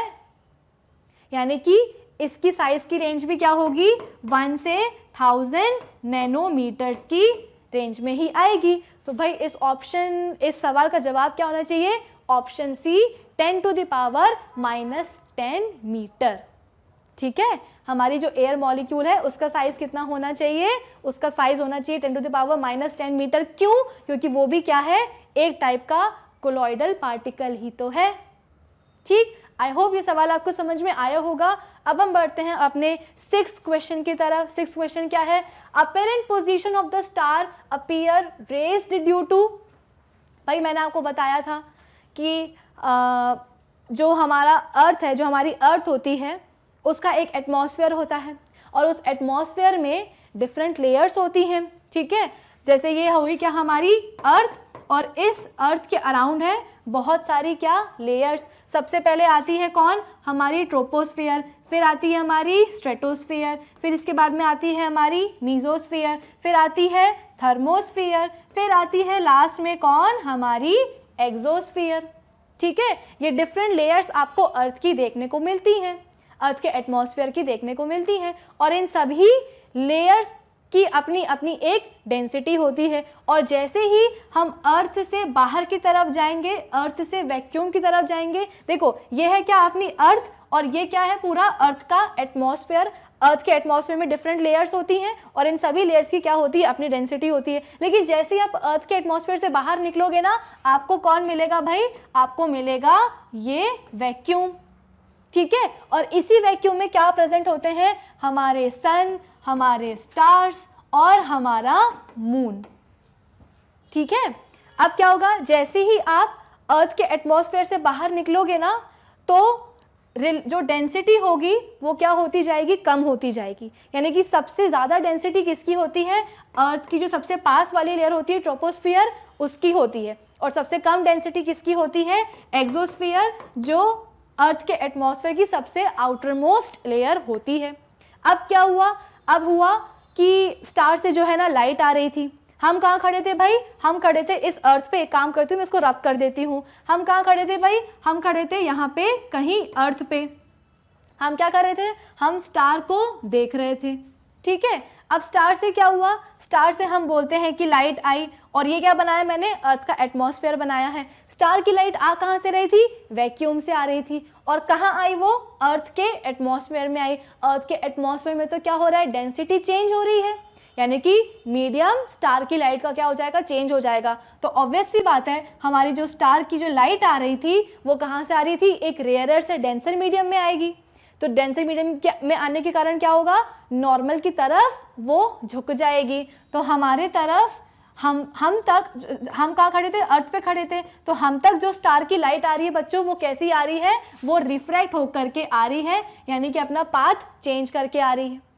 लेकिन हमारे ब्रेन को तो नहीं पता था। ब्रेन का काम क्या होता है, आंखों से जो भी इंफॉर्मेशन आई है ऑब्जेक्ट से रिलेटेड, उसकी इमेज बनाना।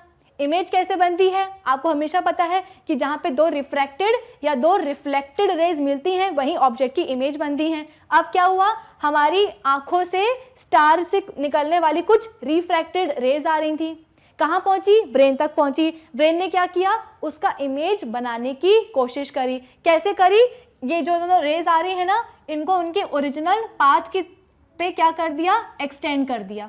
ठीक है, जो ओरिजिनल पाथ था इन दोनों ही रिफ्रैक्टेड रेज का, उनको पीछे की तरफ क्या कर दिया, एक्सटेंड कर दिया।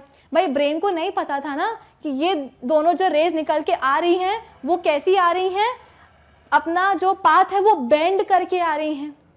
ब्रेन को क्या पता था कि भाई ऊपर कहीं क्या हो रहा है, रिफ्रैक्शन हो रहा है। स्टार की लाइट आ रही है कहाँ से, वैक्यूम से।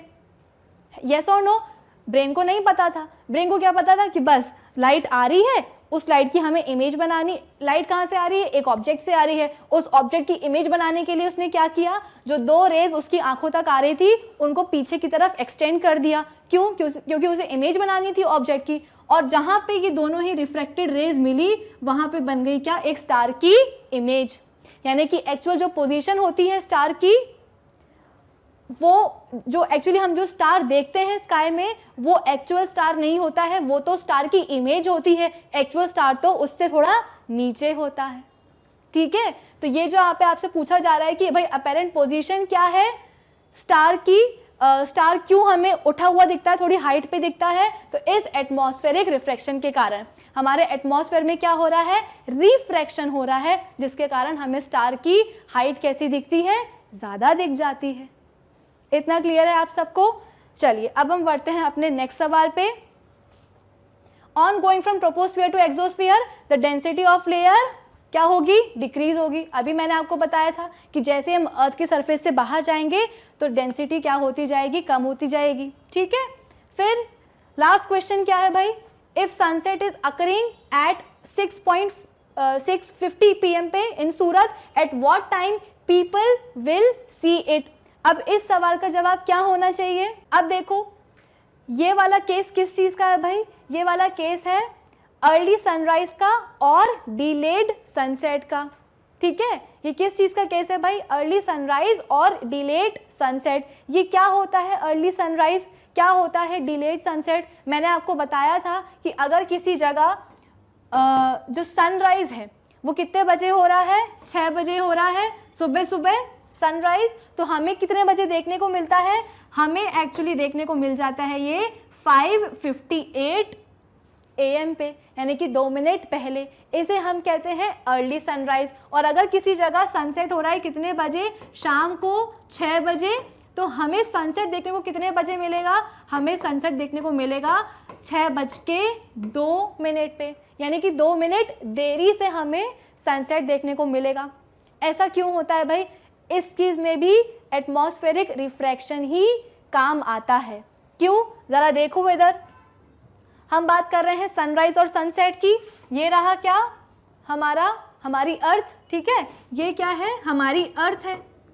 अब हम बनाते हैं क्या, एक हॉरिजॉन। हॉरिजॉन क्या होता है भाई, एक ऐसी लाइन होती है जहाँ पे हम बोलते हैं कि सन, जो स्काई है हमारा, स्काई और अर्थ दे अपीयर टू मीट।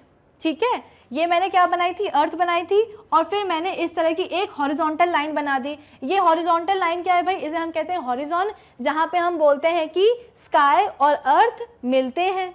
तो भाई जब सनराइज या जब सन सेट होता है उस टाइम पे क्या होता है बच्चों, उस टाइम पे बेसिकली जो हमारा सन है ना, ये इसी हॉरिजॉन के ऊपर या नीचे जाता है। अगर सनराइज हो रहा है, सन उग रहा है, तो कहाँ से उग रहा है भाई, इस हॉरिजॉन के ऊपर आ रहा है सन। और अगर सन सेट हो रहा है मतलब क्या, इस हॉरिजॉन के नीचे आ रहा है क्या, हमारा सन। ठीक है, सबसे पहले हम बात करते हैं सनराइज की। आपको सनराइज समझ में आना क्या होता है, सनराइज मतलब क्या, एक ऐसी सिचुएशन जहां पे हमारा जो सन है वो हॉराइजन के ऊपर आ रहा है। हॉराइजन क्या होता है भाई, एक ऐसी लाइन है जहाँ पे हमारी जो अर्थ है और जो स्काई है दे अपीयर टू मीट। हमें ऐसा लगता है कि इस लाइन पे हमारा जो स्काई है और हमारी जो अर्थ है वो मिलते हैं। ठीक है, अब क्या हुआ, सपोज कि कितने बज रहे थे यहाँ पे बज रहे थे, सॉरी इसको आप ऐसे समझ सकते हो कि ये क्या है, हॉरिजन है, और ये आपने क्या बना दिया, सन बना दिया। ठीक है, अब सन क्या करेगा, सन की सनलाइट आएगी, कहाँ आएगी, अर्थ पे आएगी। लेकिन ऐसे कैसे आ जाएगी, बिना रिफ्रैक्शन के, क्योंकि हमें पता है कि हमारा सन कहाँ है, हमारा सन है हमारे वैक्यूम में, और अर्थ कहाँ है, अर्थ के अराउंड क्या है, अर्थ का एक एटमॉस्फेयर है जिसमें कि डिफरेंट एटमॉस्फेरिक लेयर्स हैं, और उन सभी एटमॉस्फेरिक लेयर्स की क्या है, अपनी अपनी एक डेंसिटी है। तो जब सन से निकलने वाली सनलाइट कहाँ आएगी, अर्थ तक आएगी, उसको अर्थ के एटमॉस्फेयर से क्या करना पड़ेगा, भिड़ना पड़ेगा, उसके अक्रॉस आना पड़ेगा, यानी कि अपने पाथ को चेंज करना पड़ेगा। और क्यों करना पड़ेगा, क्योंकि भाई मीडियम में चेंज हो रहा है। सनलाइट कहाँ से आएगी, सनलाइट वैक्यूम से कहाँ आएगी, अर्थ के एटमॉस्फेयर में आएगी, जहाँ पे डिफरेंट डेंसिटीज हैं। तो मीडियम चेंज हो गया। मीडियम चेंज हुआ मतलब क्या, मीडियम चेंज हुआ मतलब कि एटमॉस्फेरिक रिफ्रैक्शन होगा, लाइट जो है वो बेंड कर जाएगी। ठीक है, अब क्या होगा, सपोज यहाँ से हम बोल रहे हैं कि सनलाइट आ रही है, ठीक है, और वो क्या हो रहा है, बेंड हो जा रही है।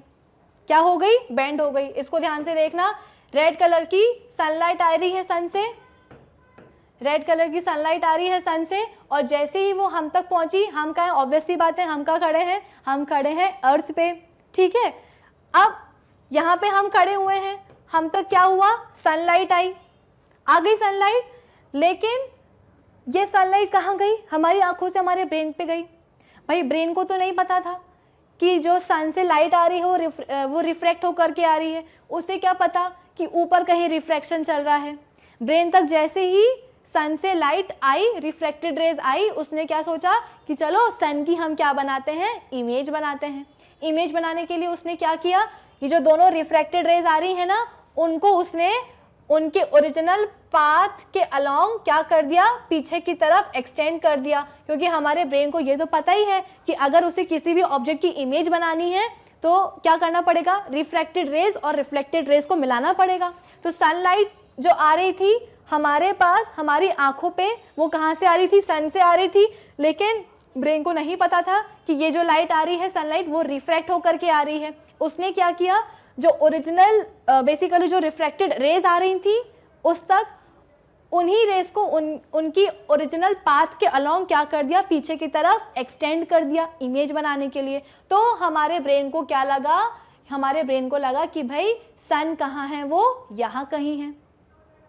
अभी तो सन हमारा हॉरिजन के ऊपर आया ही नहीं था, सनराइज हुआ ही नहीं था, लेकिन फिर भी हमारे ब्रेन ने कैसी इमेज बना दी, हमारे ब्रेन ने इमेज कहाँ बना दी, सन की हॉरिजॉन के ऊपर बना दी। यानी कि हमारे ब्रेन के हिसाब से क्या हो गया, सनराइज हो चुका है, लेकिन एक्चुअल में सनराइज अभी नहीं हुआ था। इसी को हम क्या कहते हैं, इसको हम कहते हैं अर्ली सनराइज।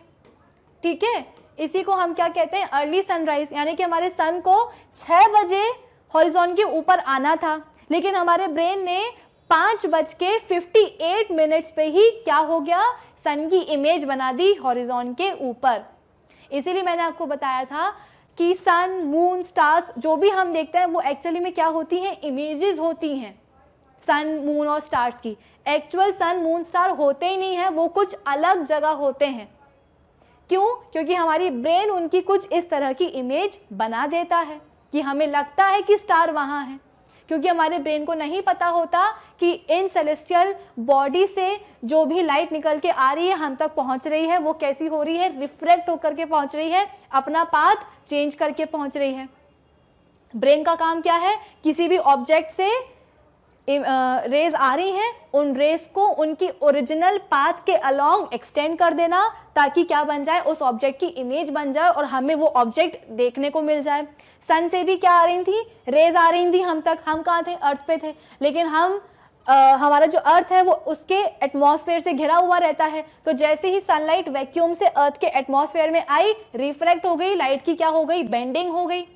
बेंडिंग के कारण लाइट, सनलाइट हम तक जो है ना बेंड होकर के पहुंची, लेकिन हमारे ब्रेन को नहीं पता था। उसने क्या किया, इन रेस को उनके ओरिजिनल पाथ के अलोंग पीछे की तरफ एक्सटेंड कर दिया, और जहां पे एक्सटेंड किया वहां पे क्या बन गई, सन की इमेज बन गई।